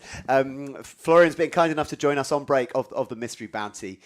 We are down to 5 players here as the blinds have gone up to 40k and 80k. Things getting a little bit shallow. We have our chip leader, Sturgios Alexandrakis. You were saying to me, Florian, that you'd like to see him crank up the pressure on these short stacks in this phase of the tournament. Yeah, just punish the people. Like, for example, we got here an open with 9-8 offsuit, reasonable open on the button. But, I mean, he's the chip leader. The other guy has so much ICM pressure. So he just decides to fold, play it safe. But I think a spicy 3-bet, 9-8 will always fold. Something like that. But it's always easy when you see the cards. That's a different thing, to be honest. Big thanks to everyone who's been joining us in the YouTube chat. Let us know who you're rooting for. We have 2 Greek players left in the final NU5. Any support from Greece, the beautiful country of Greece, as we see Lukas Kitsoukis picking up pocket 9s in the cutoff, just shy of 20 bigs. It must be a nice sight, and might get some action here. Cutoff is small blind. I think you're probably gonna call this with the stack and just go for set mining. I don't think you should 3-bet in this situation or fold. I mean, you're 40 big blinds deep. You are the chip leader, but pretty tight fold. Yeah, I think I'd probably peel and try and take a flop here with pocket deuces with a big stack. But Does he ever try and apply max pressure and just rip it in on him? 20 bigs effective, or is it a little with pocket deuces? Or yeah, I don't. Often in like button v big blind, button v small blind. You often see in this situation, to be honest, we got like the second in chips against chip leader. So second in chips has of course a lot of ICM pressure because we see now we got 7-6 BB, 10 BB stacks, and if you get 3-bet jammed on and you have 9s, you're gonna hate your life. Yeah, I think it's probably too strong to fold, but ICM wise, it's probably a fold then. So yeah, I think it was very, very, very safe played to just fold the 2s. I think in this situation, like I would have gone for set mining and. Like if you don't hit, because if you hit, you can with deuces. It's always you can win a huge pot, and yeah. But I think it's fine too. A few misplaced flags there on the list of players left in the event. I will clarify if we do see a wrongly flagged player. Lukas Kitsoukis is absolutely from Greece. He's picking up. King 10 suited here under the gun. He's the third hand in a row. He's going to open. We have an ace. But for now, Queen 9 suited on the button. What would Florian Bock do in this spot? Not folding. Not folding. So I think he's going to get it through. Yeah, I mean, you have to be aware you're the chip leader of the tournament. So you don't have to push every hand and pressure every hand, but I think at the moment he's a little bit too passive because Queen 9 suited, very playable hand. Yep. Just call, look at a flop. I mean, it's very, very easy to play it. Yeah, and you're going to get checked to a lot as well from the opener. When the opener whiffs, he's going to check to you. And you can take a 1 big blind stab in a lot of spots. You are in position, so I think our chip leader is a bit tight at the moment, but maybe he just wants the shorties to bust. which is kind of reasonable. You don't want to you don't want to blow a big stack, especially if you don't find yourself if he's a recreational player who doesn't find himself in this position that much. You're often scared about blowing a big stack, and I mean I've been in that position many times. You don't want to mess up the situation you find yourself in. So we got a jam, check 10 off, reasonable from the button. I mean, in this situation, we are 40-80 now, so we got like 20 blinds average. It's so important to just get the blinds for the small stacks. You can increase your stack like so much. So that's why I was pretty the hand before when the shortest stack had ace-3. I think it's also reasonable to just jam this hand, get probably, I don't know if you get a call from king 10 suited, maybe. But yeah, I think all players are pretty tight at the moment, except our one Greek guy who opened. Yeah, he's been opening pretty liberally. But of course, he had hands. It's not maybe 9-8, but 9-8 off on from the button, totally fine, I guess. We're seeing a pretty elaborate chip sculpture there in front of Lena. Any thoughts on that? Yeah. Pretty nice. Yeah. That's art. It certainly is. So let's see if I think you have to call this off. You are the shortest stack. You are in the big blind. You have so much invested. I mean, you have already 2 big blinds invested. You have an ace. You never be far ahead in the situation, but I think she's gonna fold it. Oh, Lena, that tree, that beautiful tree needed to cross the line into the middle. It may have come crashing down, but yeah, I think in that scenario, you kind of that's the kind of hand you want to look down at an ace when you have such a significant proportion of your stack, in the pot already. I mean, you don't have any ICM pressure. You're by far the shortest stack. You have an ace, of course. You're probably, like I said, you're never ahead. You're probably you are a bit ahead, but it's a fake flip. You're going to be 60-40 sometimes. Maybe she thinks with this particular player opening early position that she's going to be dominated a lot of the time. We see that she wasn't, but it's she's gonna have to find a spot pretty soon now. So I think he's gonna probably open pretty wide. Not this time. Okay, 4 deuce. And gonna be a walk. 9-3, but good walk. Sergius shows king queen, so that was good intuition. But like, what should you do with 9-3? That's disgusting. Like if you're in the small blind, you're so short, and then you look down to 9-3 off. That never feels very good. I'm going to ask a question. I'm going to answer a question from Newark NJ Poker. What's the venue like in South Africa? So for the past 3 years, we've been at the Grand West in Cape Town, which is a huge casino complex on the outskirts of Cape Town. It's not a very central location, but an incredible amount on site. Huge number of restaurants, incredible poker arena with live stream table. Sadly, we're gonna be leaving that particular venue this year and heading to Monty Casino in Johannesburg, which is an even bigger complex, 4 hotels, 25 restaurants. It's got a full-time poker room. So one of the things we didn't have in Cape Town was cash games. So we're gonna have cash games available to our players at the new venue. So we're really excited about this venue. We're gonna be sad to be leaving Cape Town. It's an incredible location. Every player that we brought from Hendon events has really had the time of their lives. It was amazing. Any thoughts on Cape Town, Flo? Amazing. Like it was from the big start to the end, a perfect time. It was really, really good. And now we see if our chip leader wants to push a bit. So he's not jamming. He's going to make a sort of 2.5x. Is that to 8? Yeah, it's kind of 2.5x. And running into the Doyle Brunson of Kenny Burke in the big blind. We're going to see that. We're going to see that chip sculpture headed into the middle within the next couple of orbits. One might think. Yeah, I think.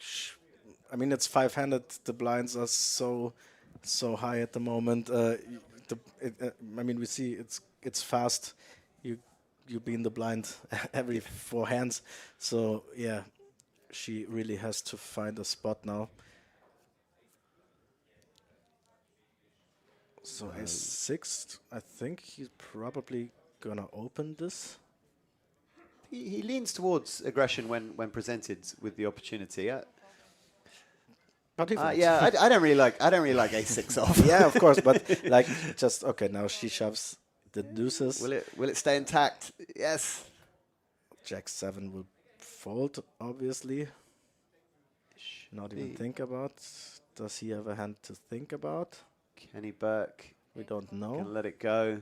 Round 2. And 10-3 will also be a fold. She's gonna pick up some very valuable chips. Yeah, and I mean, she increased her stack a lot, so very nice. I mean, it's like deuces always. You don't love it, but you have. She knows she has to do it. And yeah, if you get called, you're always flipping, or you're far behind. So it's not the most comfortable situation in the world, but like it's standard. So happy for her and for her little sculpture. I really want her to win some chips because I want to see what she's doing. Yeah, with me it. too. What is the potential? I mean, when I was in here on my own, I was trying to speculate as to what it most closely resembled. I was going with the tree. Could she build a forest? I mean, it's pretty hard for her opponents to calculate her stack. To be honest, that is one of the downsides. I mean, it looks nice, but I would have a tough time trying to count down that stack. 7 fold. So Queen 8 suited in this stack. He's Pretty 11 bigs. he opens. Okay, 225. I think it's both pretty reasonable, but oh, King 10. Yeah, Pekka he's not gonna be folding King 10 suited. But here. what would you do in this situation? I think I just jam versus a button raise here. I think It doesn't feel nice, but I don't think it's too tight to do anything else, right? I would lean towards jam in this situation, to be honest. Unless if the player on the button was like insanely tight, I might deviate from that. But Yeah, but we saw him. We saw 2 jams from him in the last like 10 minutes, so he's probably not that tight. And I think he thinks don't think I about could. it. Don't think I could get away to a button open from any sort of competent player.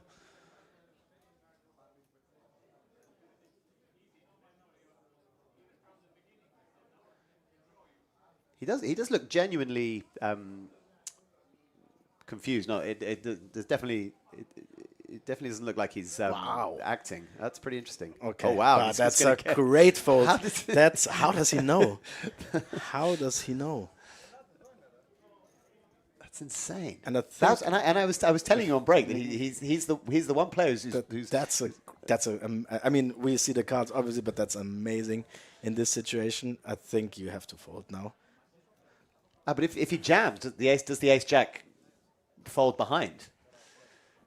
No. I don't think so. I mean, it always depends on how tight are the players, but I think with this shallow stack against button open, small blind jam, ace jack off, probably too strong to just fold it. And here's the problem with opening instead of jamming. You've put a good chunk of your stack in the middle, and now he's not getting to realize his 46% equity, which is a the disaster, thing. right? Yeah. That's why in this situation, 11 big blinds deep, I think it's Yeah, he's going to have to let it go, and he's sent 200k and change into the abyss with a hand that had 46%, and that's one of the downsides. I mean, I see why He would elect to open there. You don't want to run into big hands behind you. You want to get away if both players to your left pick up a hand, which they did. Of course. But then I think if you have, for example, if you say like, okay, I got the ICM pressure because we have a shorty and I want to bust her, then I think I would just lean towards just folding the queen eight, because That's also an option, but it would feel a little tight on the button when the chips are so valuable in the blinds, and they can just wake up with 8 deuce and 10-3, and you add massive amounts to your stack. I mean, like I said, we know the cards. It's always very easy. It's always a different thing when you're sitting there and you don't know the cards from your opponents. So if he, for example, if he jams queen 8 and then we got 2 trash hands from small blind and big blind, and he gets the blinds, everybody's like, yeah, good play. And if ace jack snaps him off, then he's like, and he loses the hand, then it looks kind of stupid. So, we got jacks. Well, we're going to see some action here, but the two of the deeper stacked players, I'm Pekka Ikonen. curious what he's gonna do, if you wanna jam, or you could also, like, if ICM is a thing for you, you could also just call, see a flop, but he's gonna jam put it in. Don't think Sturgios will be thinking about doing anything other than folding here. I think ace 10 off is too weak in the situation.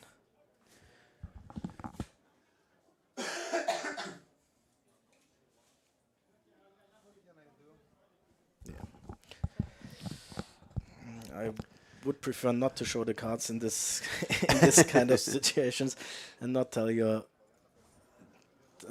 opponent that you folded ace 10 off. I mean, it's a pretty clear fold, but I don't know about this card showing thing. Florian, I know we're going to lose you eventually. What are your sort of poker travel and poker playing plans in the next few months? I don't know, to be honest, because I'm flying to Brazil on Wednesday to meet my girl. Congratulations. Thank you. I met a girl when I was there at the beginning of the year. I played the BSOP. And when I come back at the end of May, I don't know exactly what I'm going to do. I wanted to go to Vegas, but I don't like the situation with the USA at the moment. So I don't know if I just skip Vegas. I mean, I'm from Munich, so King's Casino is always it's like 2 hours, a 2 hours drive for me, so it's always a possibility. I think you guys are also there. We are at King's in June, early mid-June with the festival. Yeah, for 50,000. It was a bit smaller than the last event we ran. We did a 300k last year, but there's a shorter edition of the festival this year, just 1 week. So 2-day Hendon Mob event with 50k, all in call. And Lena, who goes by Rota, is going to be at risk, but she is ahead technically. She is the equity shows a slight 1 or 2% edge to Jack 10. It's pretty safe actually for Queen 8. Now we got some backdoor, but not now. Chop with a deuce. Oh, and that is disgusting. A dagger to the heart of Lena. GG, Lena. We thought we could be seeing our first female champion for 3 years, but she's going to depart in 5th place. A really nice run for Lena. She had a lot of support in the YouTube chat. GG, Lena. Representing it's pretty standard spot, I guess. Queen 8 off. You're the shortest stack. You jam. Jack 10 suited. It's pretty easy call. So now we got the situation that we got again, like Burke Kenny, a clear short stack. So you could, like I said, if ICM is a thing for these players, I don't know that, but you could argue as like if you're now second in chips, you have to avoid that you bust before the guy with 8 big blinds. So the chip leader could use this as an advantage if he's really aggressive. We didn't see a lot of aggression from him, so let's see how he's I wonder if he's going to demolish that chip sculpture or whether he's going to leave it intact. He has left it intact as an ode to Lena. Perhaps he thinks it would be disrespectful to bust someone and then to demolish the stack that they or the artwork that they put together. Thinking about setting in Kenny here. I mean, you have a bit of a different situation now because Kenny doesn't have any ICM pressure. He's by far the shortest stack, so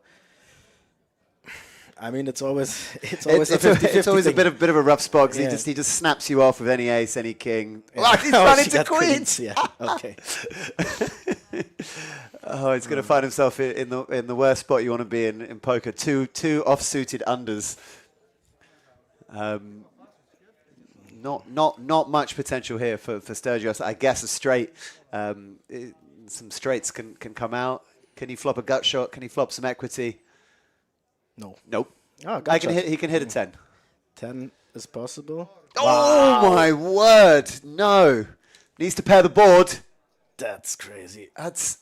That's crazy. That is a wild hand to end the tournament run of Kenny Burke in the Hendon Mob Championship. It was suddenly we're pretty. three-handed. That was pretty tough to watch.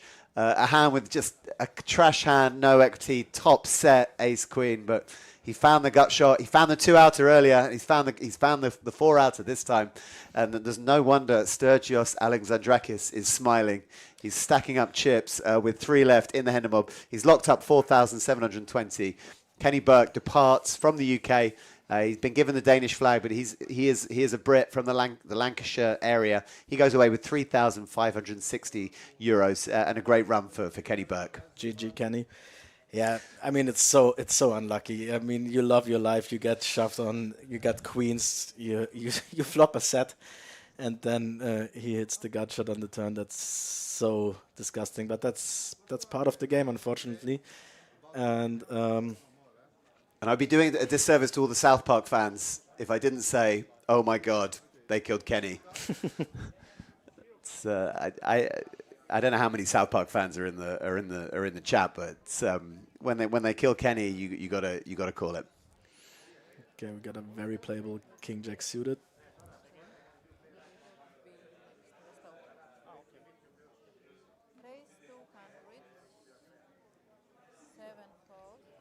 We are three-handed with slightly deeper stacks now. We've lost all the major short stacks, and we're gonna. Yeah, I mean two and 3 are pretty even. Not even, but it's not that much. So if Ikon and Pekka Zamuli can find a double up, everything is open, I guess. I think sometimes we've seen in these events once they get three-handed some hints of a deal discussion, but I feel like with the distribution as it is and a player with a lot of tournament experience in Pekka Ikonen, I think we're likely to see this carry on playing out for certainly until we get heads up. Probably. What was the deal or the deal talk when you had your victory in the Hendon Mob Championship? I had we got a King Jack fold in the big blind. That's unusual. I had the very nice situation that we went to heads up and I was like 80-20 in front, so we didn't talk about any deal, and I think we played 3 or 4 hands heads up, and then I got it in with ace-8 off against queen-10 and ace-8 hold. Very nice. Very nice. Very nice. So I'm going to say goodbye now to you, to the chat. It was a pleasure. If I bust the mystery bounties soon, I think it's a 20-minute tournament. It can be really quick, and they're still playing. I would text you and maybe come back, but well, the chair will be open, Flo, and I would gladly have you back. But if you don't make it back, it's because you're doing well in the tournament, and I hope you have a nice deep run. And thank you for joining me in the booth, and it's very nice to catch up. Thank you so much. And congratulations on cash. Florian did cash this event, and he came in today too with a sort of medium stack, and couldn't run it up. No, I decided to triple barrel bluff. a lot of my stack in the first hand, and yeah, then I ran my last 14 big blinds with king, queen into aces.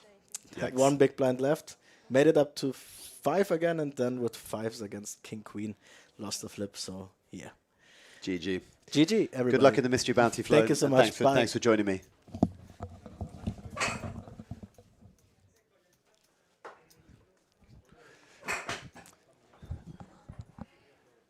Here we go. We send Flo back up to the tournament area here at the Portomasso, leaving you guys alone with Roland in the Boothby. Three-handed here at the Hendon Championship. It's getting on for midnight here in Malta.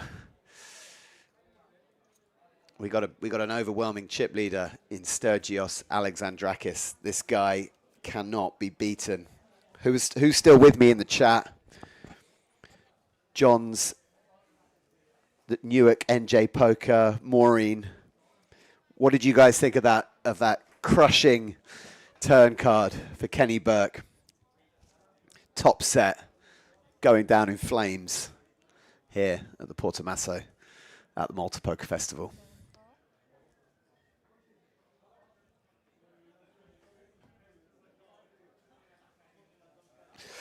Maureen's still here. Shout out, Maureen.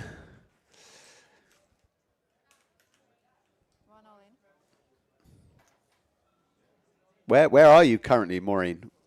You should be with us in Malta. I fondly remember the days I could request a beer and it would arrive in the booth. Shout out Ed Vasso. The buy-in for this tournament was €250. Hendon Mob Championship events typically range in the 250 to €350 region. These are low buy-in events all around the world, 5 continents this year. We aim heavily towards the recreational market for these events. Good structured 2-day events with a low price point is what we strive for on the Hendon Mob Championship. Shout out to Zurich. Maureen, if you're at home in Zurich, that's even less of an excuse. I assumed you would be at some other poker event. Now I'm really disappointed that you're not at the Malta Poker Festival.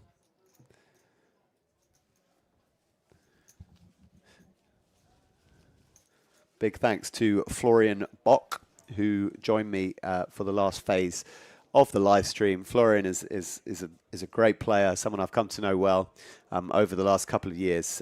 First met him here in Malta and have seen him at events around the world. Great young player who loves the game and really interesting to get his thoughts and insight into some of the ICM considerations and some of the intricacies of short-handed poker in the late stages of a tournament.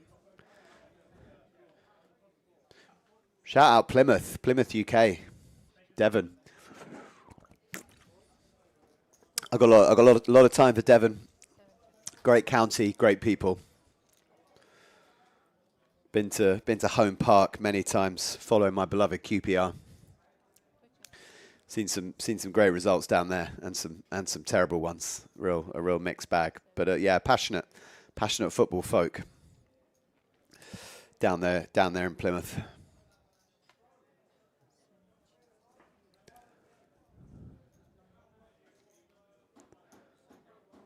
Probably get back to calling the action here.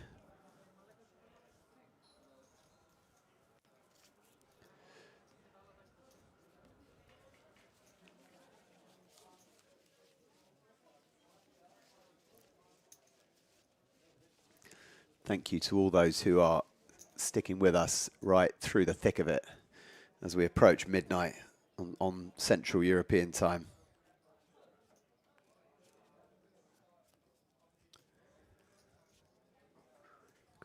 Got 2 Greek players in the final 3 of this Hendon Mob Championship. 1 Finnish player, Pekka Ikonen, just shy of 400,000 in tournament earnings. Very experienced player. Lukas Kiatsukis, 70,000, just a shade over 70,000 in tournament earnings. And Sturgios Alexandrakis, again, just shy of 80,000. His biggest cash is 11K in USD, so he would eclipse his biggest ever cash were he to win the Hendon Mob Championship tonight. The biggest cash for Łukasz Kitsoukis, 15,000. So his biggest cash is probably safe. As for Pekka Ikonen, very deep run in a World Series event in 2010, 212K. What an experience that must have been.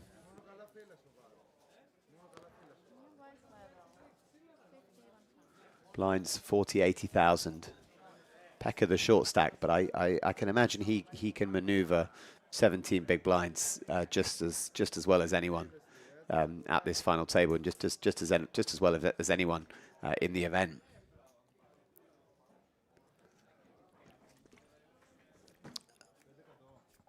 We've got a Brentford supporter in the chat. Newark NJ Poker. I'm so disappointed. I thought we were going to get on like a house on fire. Maybe I'll make an exception. I rarely do that for Brentford supporters. They spend so much time and energy whinging about QPR when they're just a bus stop in Hounslow. But as you've stuck so loyally to the chat tonight and the live stream, I will make an exception and allow one Brentford supporter friend to enter my life.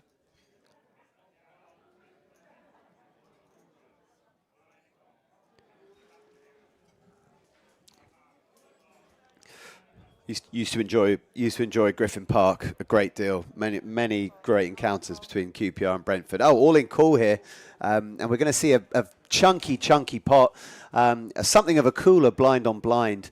Pekka Ikonen gonna make a move from the small blind with pocket sevens, and if he is unlucky enough to fall to ace-8 suited, ace-8 offsuit here, we will be losing.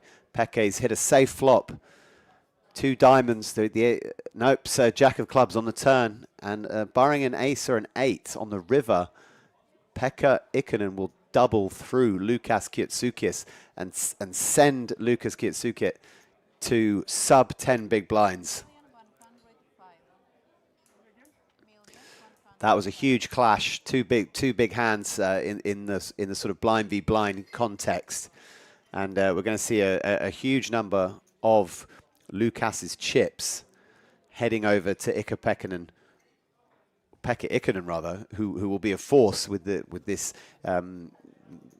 heavily improved chip stack, very experienced player, and unfortunately Łukasz Kitsoukis is going to drop to below 8 big blinds and will now be a player in the proverbial danger zone.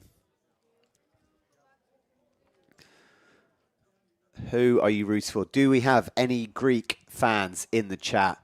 Are you a Łukasz Kitsoukis fan? Are you a Sturgios Alexandrakis fan? They're testing my late night pronunciation, my late night name saying ability. I'm going to do my best. It hasn't been the easiest table. I've seen worse, but I've definitely seen better.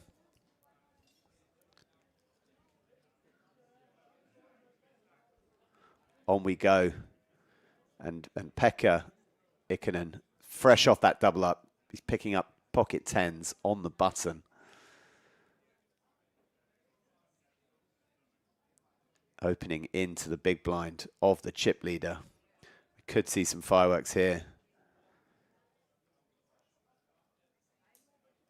Takes a glance over at the tournament clock. Blinds are 40, 80. Oh no, blinds have just gone up, 50, 100.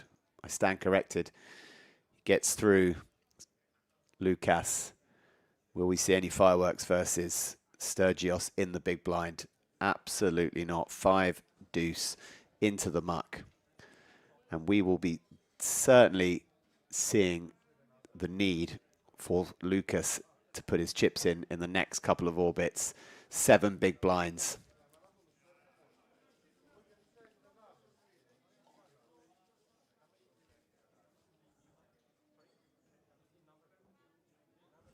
There you see the chip counts. Lucas Kisukis, 6.7 bigs.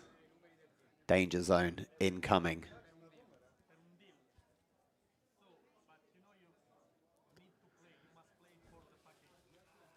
There you see tournament director having a chat with the players. Are they looking to do some deal discussions? Are they just dealing with some administrative aspects of the tournament? We'll bring you that news. Looks like there's going to be a short pause while they have a bit of a chat, potentially about a deal. We will bring you any news that we have regarding that deal in the next few moments. Let's see what happens. We'll be back to you in a few moments' time.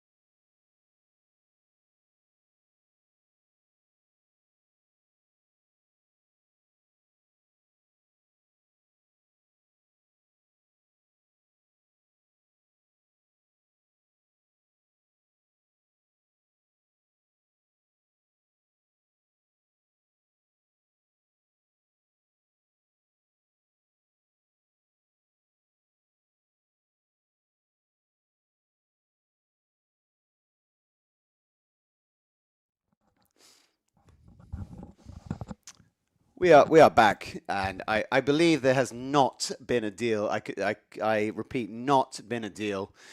We will continue, I believe, three-handed.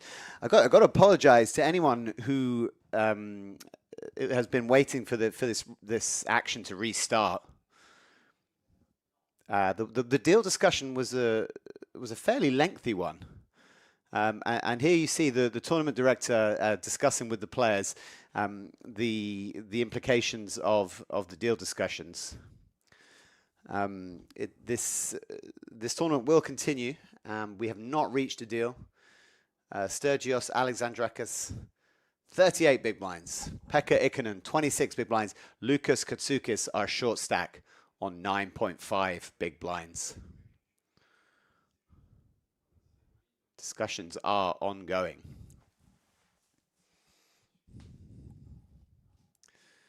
Apologies to anyone. Thank you for those who stuck with us throughout that lengthy deal discussion. They're still looking at numbers.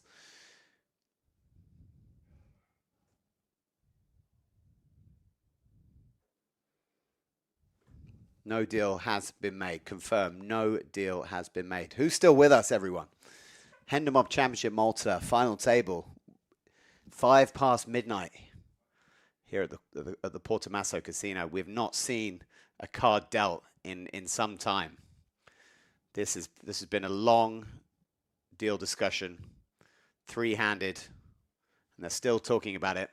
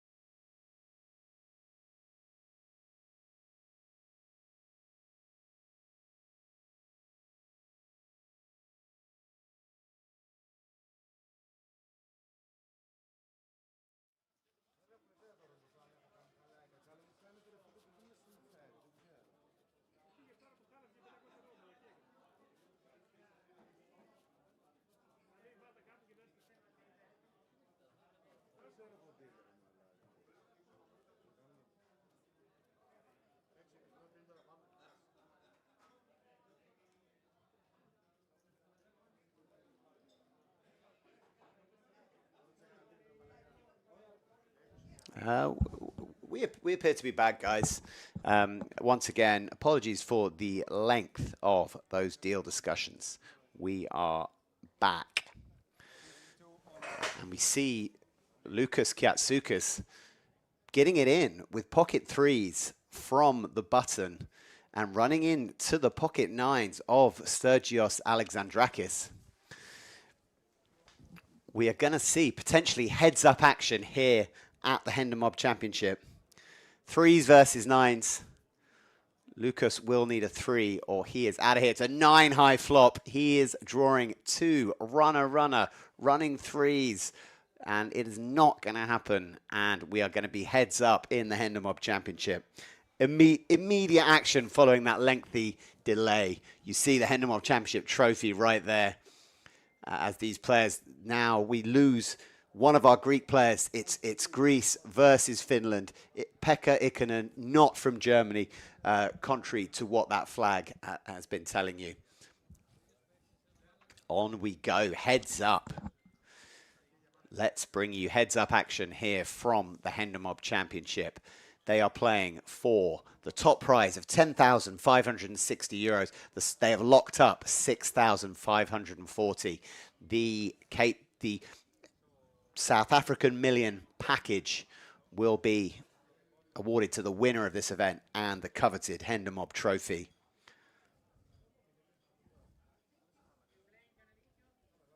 Shout out Maureen, still in the chat. Ed Vasso, still in the chat.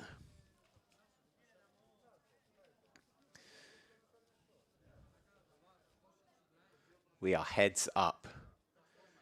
The hugely experienced Pekka Ikonen. 400,000 in tournament earnings per the HendonMob.com. Sturgios Alexandrakos, 79,000. Biggest cash of $11,000. If he can win, he will lock up his biggest ever cash.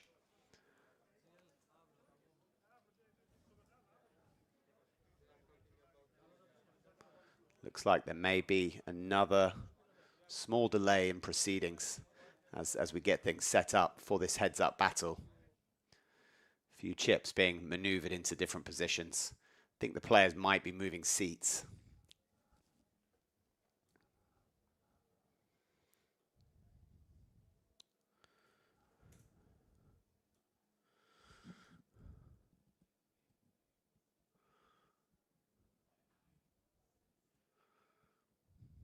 We will be resuming shortly.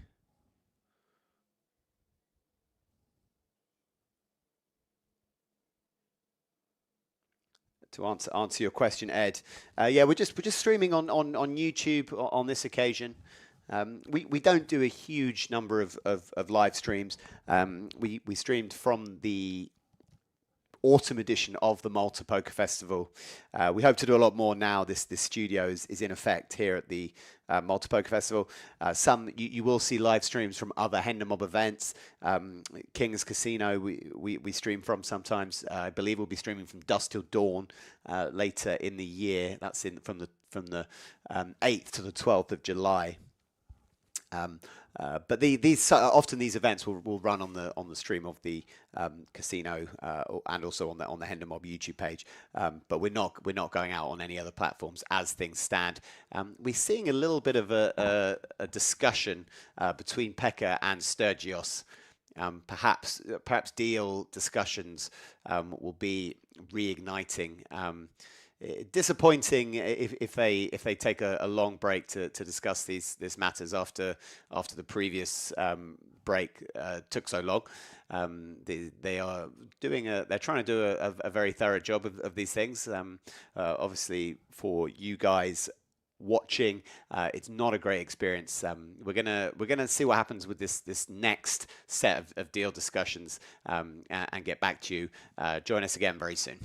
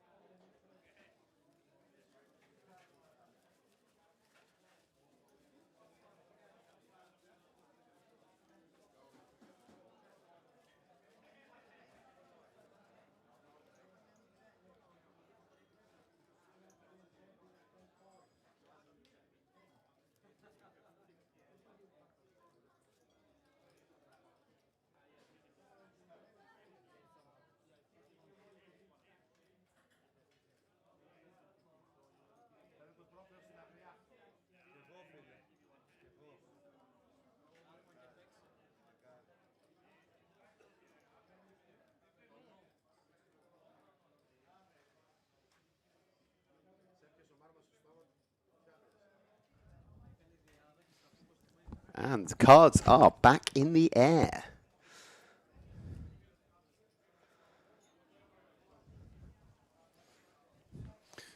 No deal reported.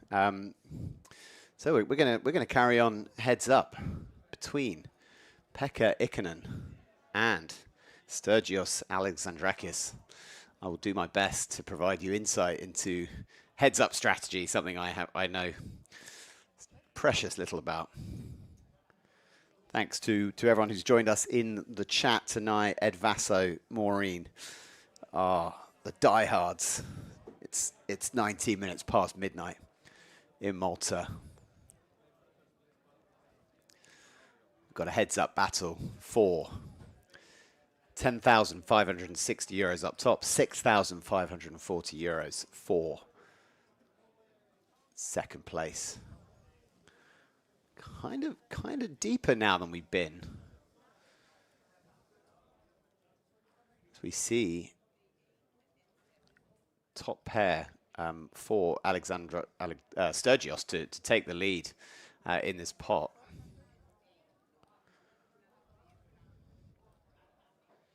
Thanks to all the kind comments that people have made in the chat about the stream.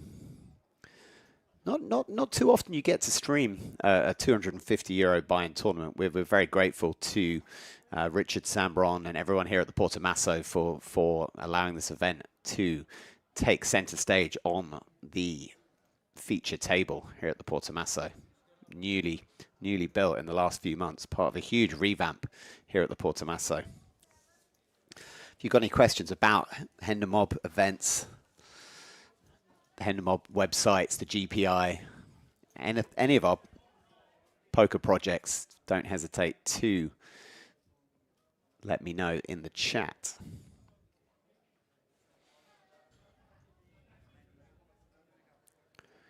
Try and get another guest commentator in the next couple of hours. Hope this doesn't go on too long. I've actually got a flight in the morning, 25 past 8. So we kind of need these guys to wrap things up in a reasonable amount of time. Let's see if that can come to fruition. Sturgios Alexandrakis. Gonna open, you would imagine, Jack 9 on the button. I don't know if he is an experienced heads-up player, but you do want to be pretty active as the player on the button in these scenarios. Going to be in the blinds every single hand.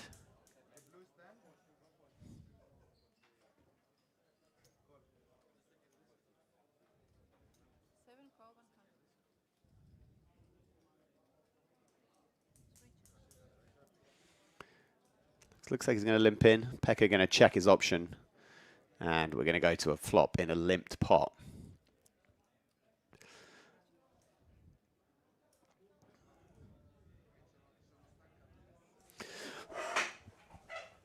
Check, check on the flop.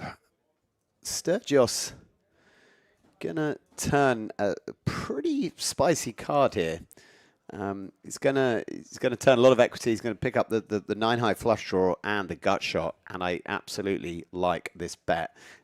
Getting a better hand to fold, so a nice pickup there for Sturgios Alexandrakis.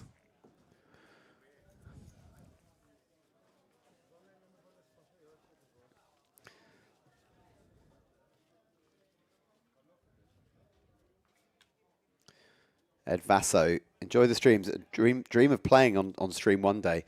Yeah, it's great fun. I think I've played on a live stream about 3 or 4 times. Once in London in an 888 event, and twice in South Africa, and then once at King's Casino in Roswell. So I think I've played on 4 live streams. Quite a nerve-wracking experience. You're absolutely terrified of making a mistake and looking kind of idiotic in front of your family and friends.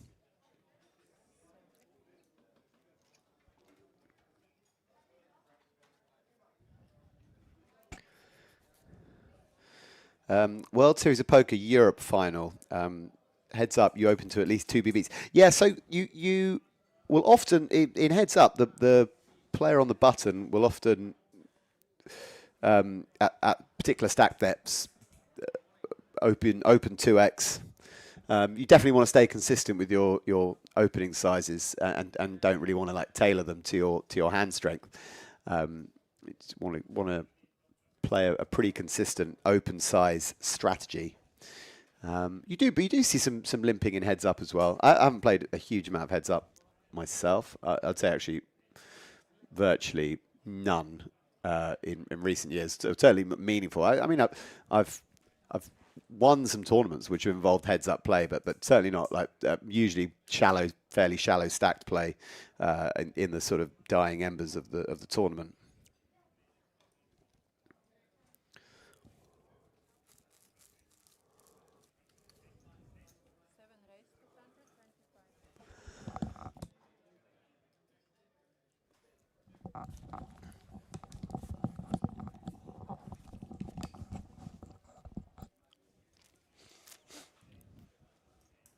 Still a fairly comfortable advantage for Sturgios in terms of chips, but I think he's likely to be the lesser experienced player of these two, and I imagine Pekka Ikonen will feel pretty comfortable at trying to slowly sort of chip away at this deficit. Don't think we're going to see huge high variance lines and huge confrontations at this stage of the event. Interesting to see what Pekka's button strategy will be. Whether he goes with a yeah, he's going to limp the 5-6. Certainly a hand that he wants to be able to see a flop with. Doesn't want to raise and get jammed on.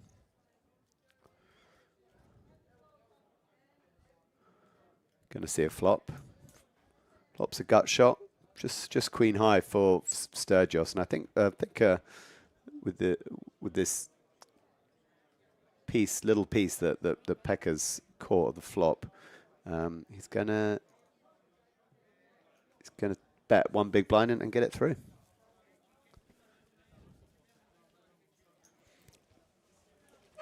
To answer the question of Ed, what's my experience in poker? I'm very, very much a recreational player. I don't play a huge amount of tournaments. I've been involved. I've played the game for a long time. So I've probably been playing the game 20 years. But usually in a fairly recreational way. I have taken the game more seriously. I guess now I've spent kind of over 10 years working in the industry. I get to go to more events. I get more opportunity to play some bigger events and some more prestigious events. So I have played, in 2024, for example, I played the World Series main, managed to cash that on day 4. So I've had some runs in the Malta Poker Festival main event, but in terms, I mean, my skill level is far below that of a professional player. I certainly do my best to try and kind of mimic and learn about what good players are doing and what hands they're playing from which position and what they're what sort of textures they're continuing on as the pre-flop raiser when they're giving up when they're check calling. So I'm trying to always improve and get better at the game, but it's hard to really keep up with players who are able to spend a huge amount of time studying and using tools, as we see the limp there from Pekka and the jam with the 6s from Sturgios. So Pekka down to 16 big blinds. Not a problematic stack, but certainly the gap has widened a little bit there. Anyway, that rambling rant about my experience was yeah, I play a few tournaments a year, and I've been doing so most of my adult life, but I'm not you know, a high level player. I try and think about I try and play each hand as well as I can, but I would be very mismatched against someone who plays the game for a living and studies a huge amount. But that doesn't mean I don't enjoy trying to you know, outsmart these players and out tangle them in pots.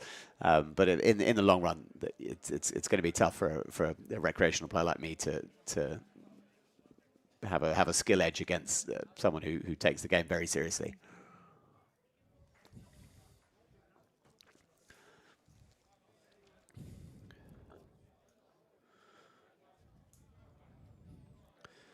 Thanks to everyone who has joined us tonight. Hope some of you are still here for this heads-up battle. Do we have any Pekka Ikonen fans? Do we have any Sturgios Alexandrakis fans?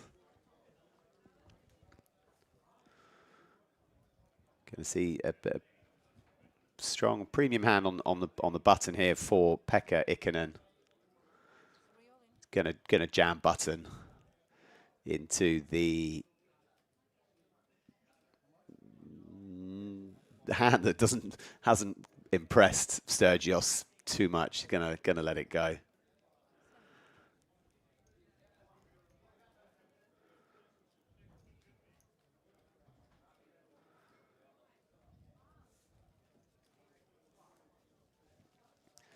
Getting late here in Malta. Just took a wander out into the cash game area. The casino is absolutely buzzing. This is Friday night or Saturday night even. God help me.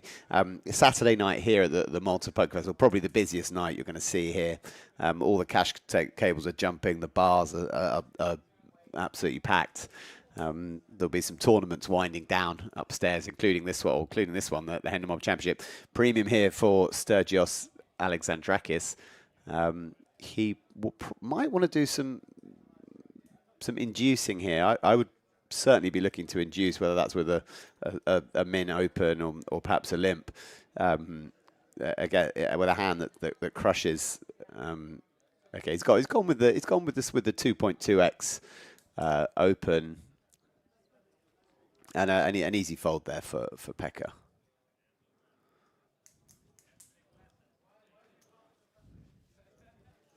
There you see, not much has changed in this heads-up match since we started. A bit of a kind of small ball approach. A few just waiting for a sort of big confrontation really between these two.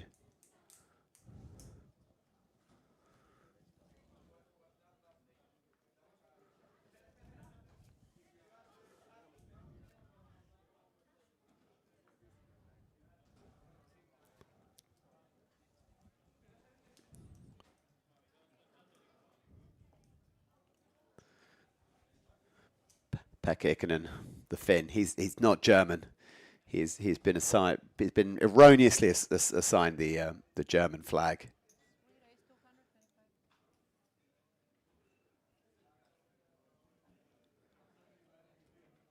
Big thanks to Florian Bock, who joined me in the commentary booth earlier. And a big thanks to all the staff and dealers and floor here at the Malta Poker Festival. Hendon Mob Championship has been a part of this festival since the very beginning. Year one, October, autumn 2018. This is the 11th edition of the Hendon Mob Championship at the Malta Poker Festival. As we see, Sturgios Alexandrakis with an ace on the button. He's picking up his fair share of good hands here. Pick up ace queen on the button a few hands ago.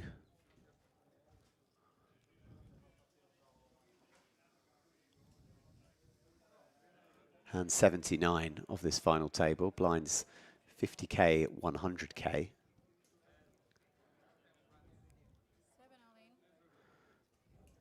Oh, we could see all in call here. I don't think Pekka Ikonen let go of A7 to a jam. I think he's going to commit the chips here. We're going to see an all in. Yeah, makes the call, and if Sturgios Alexandrakis can get lucky here, he will be winning this tournament. But he's going to have to come from behind. There will be some scenarios where this ends up in a chop. Let's see. No help for Sturgios on the King Jack 4 flop. Does bring some opportunities for a split pot, and that will be a chopped pot. Both players playing ace high. So kind of a bit of a false alarm there.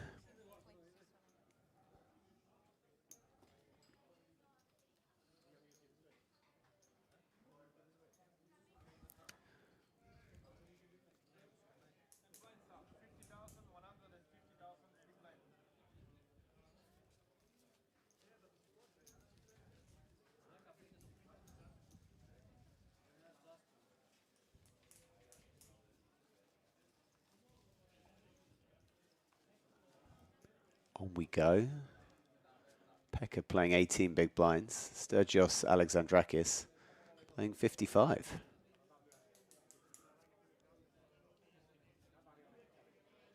Blinds have gone up 50,000, 150,000. So things are going to get a little bit more, a little shallower than what they were.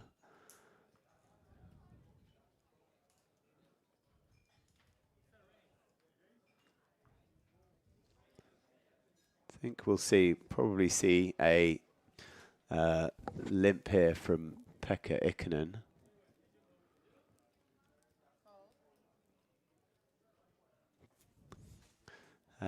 So Pekka playing around 10 big blinds now with that jump. It's just gonna set him all in. I like that with the king 3.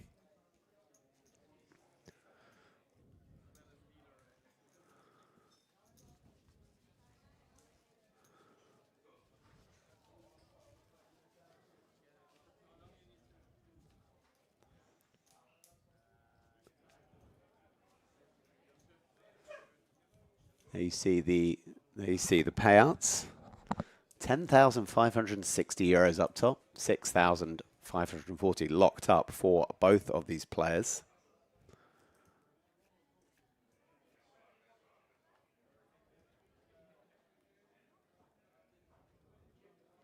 Pocket fours for Sturgios. He might well set Pekka all in here. Yeah, going to do it. Not much. Not a nice looking hand, but not much you can do with the 7-6 of clubs.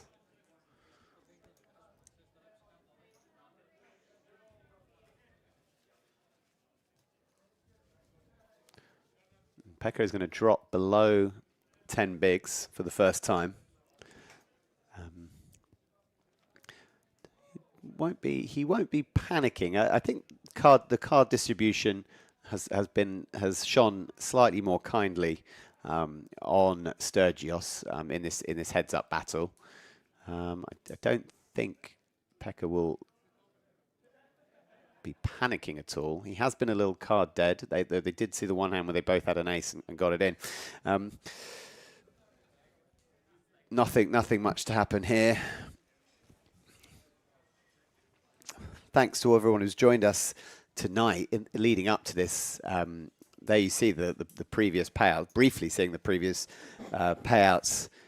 We had a great final table with some very spicy turns and rivers, a lot of which acted to the benefit of Sturgios Alexandrakis.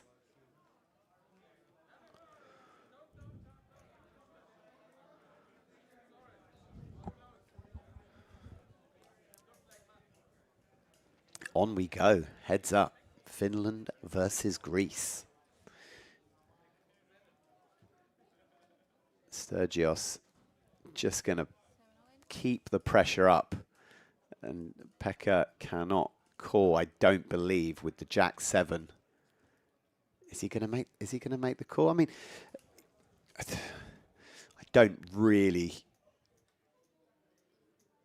think he can make this call. He'll often be up against Queen High, King High.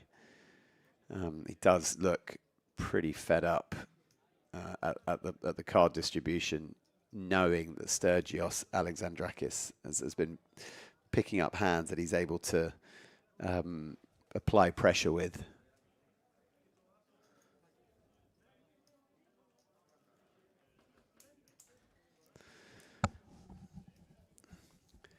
Do we have any Greeks in the chat? Let me know.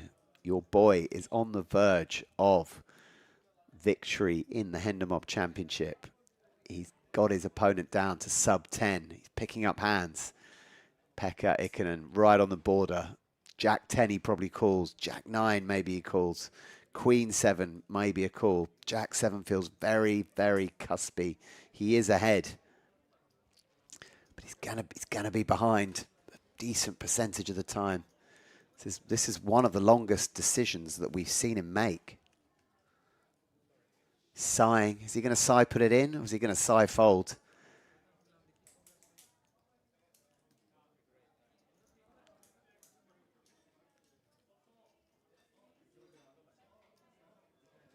Jack of clubs, 7 of hearts.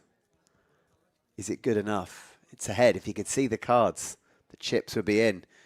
We have Greece in the chat. Thanks for joining us. Hope I haven't been butchering the Greek names. Sturgios Alexandrakis.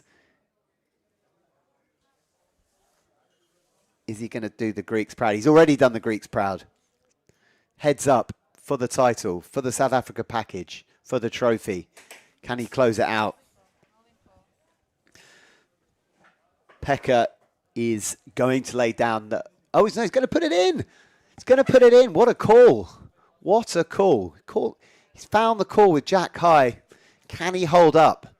42% of the time, we will have a champion. It's a diamond. There's not much there for Sturgios. That is a very spicy card. Diamond draw, straight draw. He's hit the 5.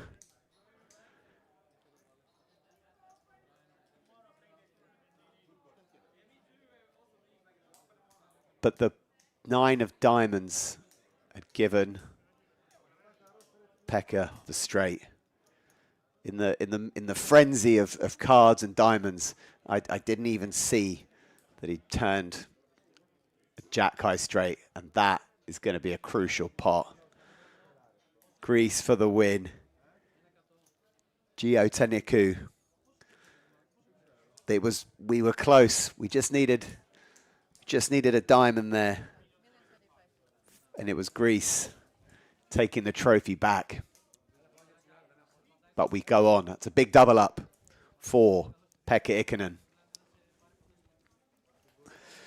Sturgios' railing crew are still here with me. I wonder what happened during those deal discussions. It was a long one. Thought they were never going to return. Hope you've been enjoying the stream. Really good showing from the Greek players. Lukas Kietsoukis, Sturgios Alexandrakis, both putting in a great performance. And now Pekka's back up over 2.1 million. Pekka Samuli Ikonen, 400, almost 400,000 in tournament earnings on the Hendon Mob. Looks like he's gonna limp here with the 5-4. What a call that was with Pekka. Jack high. He's gonna run into King 10 here. Sturgios continues to pick up strong holdings heads up. And Ed, I wasn't the only one who didn't see the turn straight from Pekka Ikonen in that huge hand. Flopped a gut shot, turned a straight. I got it, the diamond, the 9 of diamonds, straight flush potential, straight draw. I thought the 5 had given victory to Sturgios, but then it didn't seem right. Something was wrong. The chips weren't being handed over the other way. They were coming back to Pekka. Then I realized 7, 8, 9, 10 Jack indeed makes a straight. EC 8625. Did they make a deal? No. There were two separate deal discussions. First at three-handed, went on a long time, probably half an hour, probably a little bit too long. No deal. A quick deal discussion at heads up. We lost Lukas Kietsukis in third place.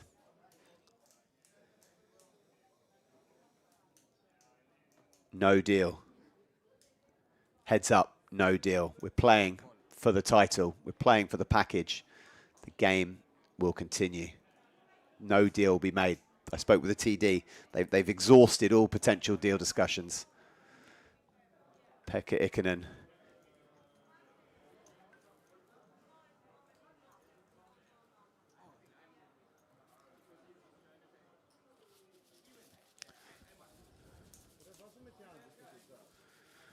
There will be no deal. We'll be playing to a winner tonight. The Hendon Mob Championship, Malta.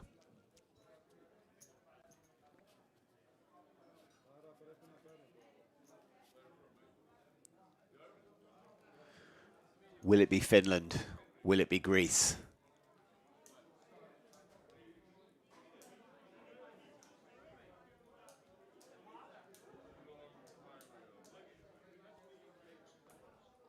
Blinds, 51-50. Wow. Sturgios has been picking up some pretty nice hands for a heads-up confrontation.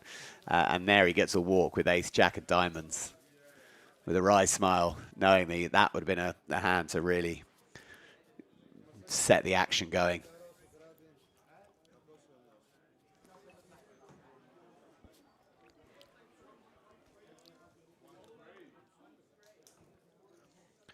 Sturgios Alexandrakis, A6 suited on the button. He will be putting chips in here. Will he jam? Will he open? Fair few, some poker related tattoo artwork on Sturgios, I think. Will he be tattooing the Hendon Mob Championship trophy onto some body part after a victory here? 12 bigs for Pekka Ikonen of Finland.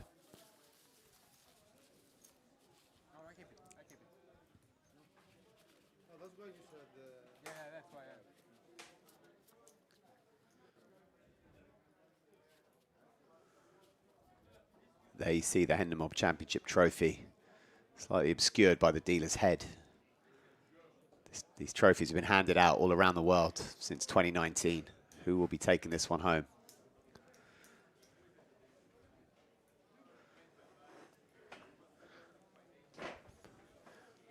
Joined by the best commentator a man could ask for. Yes. Richard Sambron, video director. Of, how you doing, Richard? Have you enjoyed this final table? I think, to my opinion, the deal part was the best part. But the deal part didn't let in the viewers to know. The viewers had no idea what was going on. Basically, yeah, I can give some offside. Basically, what's happened, the Greek player, who is right now in the heads up, the player on the right, excuse me if I don't pronounce very well his name. Sturgios. Voilà, Sturgios. Basically, he was struggling with one of his friends to say deal, no deal, we should deal. And his friends was like just relaunching the talk. And to overall, it's his friend who take the decision of the no deal. And that's how it's happened, and how we lost like 30 minutes, 3 left for this. Fair enough. Richard, thank you for doing such a great job in live streaming Hendon Mob events. Thank you. You're welcome. I really enjoy it. I love poker, so after it's not all time the most fun part. You have much more fun tournament, much more fun hands. But yeah, I all time enjoy do this. And what went into putting the studio together here at the Porto Masso? Was that something that you were I did the leader of? Yeah, it's me. I did. I built it from scratch. It was not easy because some may know Malta, and Malta it's not the most efficient place in the world when you go in construction and refurbish. Refurbish, I like refurbish, it. I like it. Refurbish stuff. So yeah, it was a big challenge, but we did it, and I hope the audience and some of the people who watch like the set, because with the LED, the table from France, of course, like me, of course, the table I was built and created in France. It was not the most easy part to bring to Malta because it's 400 kilo. Oh wow, Yeah, 400 kilograms. Yeah, 400 kilo.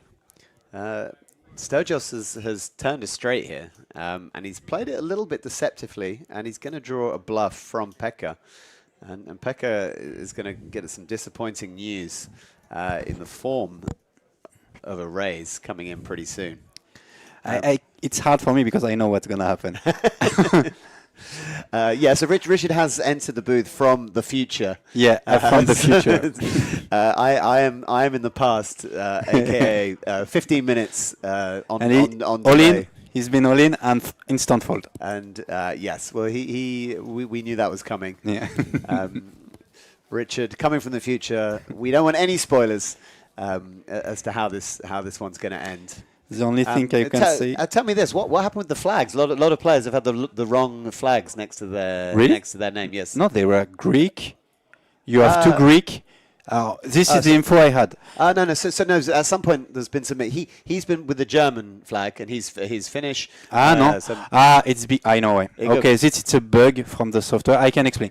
So it's because when you move the player from the seat, I think when you switch the seat, so it's avoid to re-enter all. So it's an option in the software, and to avoid to re-enter from scratch all the information, you can move the player from the seat. But I think the software, and that's the reason, when you move them from the seat, he keep the flag from the previous player. I can see it's German. No, it's not. It's Finland. Yeah. It's weird because for us on the delay, because as you know, all this you have a delay. On the delay, we see the right flag. We saw he was from Finland and not. We have all in. We have all in call here in the Hendon Championship Malta. Again, another premium hand for Sturgis. Tens is the hand tonight for him. This will be the third huge pot he's won with tens. If he can hold up against Pekka Ikonen. What's your odd? What's your bet? I think it's going to be a hole for tens. What are we seeing? Low flop, 3 clubs. That is a flush draw for Sturgis Alintrasekis. He needs an ace. Even not the ace of club. No ace of club. 2 outs for Pekka Ikonen from Finland. Here we have it. We have a Greek champion in the Hendon Championship Malta, Sturgis Alexandrakis. He will be in love with pocket tens today. This is the third huge pot he has won with tens. He hit that huge 2-outer, tens against ace king, ace high flop. He was 2 cards away from being out the door. Yeah. He hit the 2-outer, and now he is winning the Hendon Championship with pocket tens. This will be his fifth. If this isn't his new favourite hand, I will be probably damned. After, if we can, during all the table, he was kind of chip leader for like 3 hours. So he can dominate, if I don't mistaken. If I don't say anything stupid, he can dominate the table with his chips and never lost the chip lead until he got it. So yeah, congrats to him, GG. Yeah, big congratulations to Sturgis. He takes home all the money, 10,500, and Hendon Mob trophy, and the South Africa package. Exactly. And well, we're going to wrap this one up, Richard. Yes. You've worked very hard. I've worked hard a lot of the time alone in the booth. Yeah. It's not an easy job. I know. I had Florian Burke. Big thanks to Florian. He came in here for a short while. Commentating alone is not the easiest job. It's very very hard. Even having you here to bounce off has made it much easier for the last 5 minutes. Even though you kind of came in a little spoilery, I think the guys knew once you arrived that something was about to happen. No, but I said nothing. But yeah, if it's happened. After I could not say what's happened and when it's happened. But yeah. So yeah, I hope everybody enjoyed this live stream, even if we have some cut at the end because of the deal no deal. But yeah, I hope everyone enjoy it. Do you have any last word? Anything? My last words are thank you to everyone who tuned in tonight. It's been a long night. It's coming up at 1 a.m. in Malta. I appreciate all of you. come and join us at a Hendon Mob Championship event very soon. Big thank you to the Portomasso. Big thank you to Yvonne and the Malta Poker Festival. We've been Hendon Mob Championship here since day one. Big thank you to Richard and the entire production team. And big thank you to Roland Busby too. And a big thank you to myself from Richard. Thank you guys. Have a good night. See you all very soon. See you.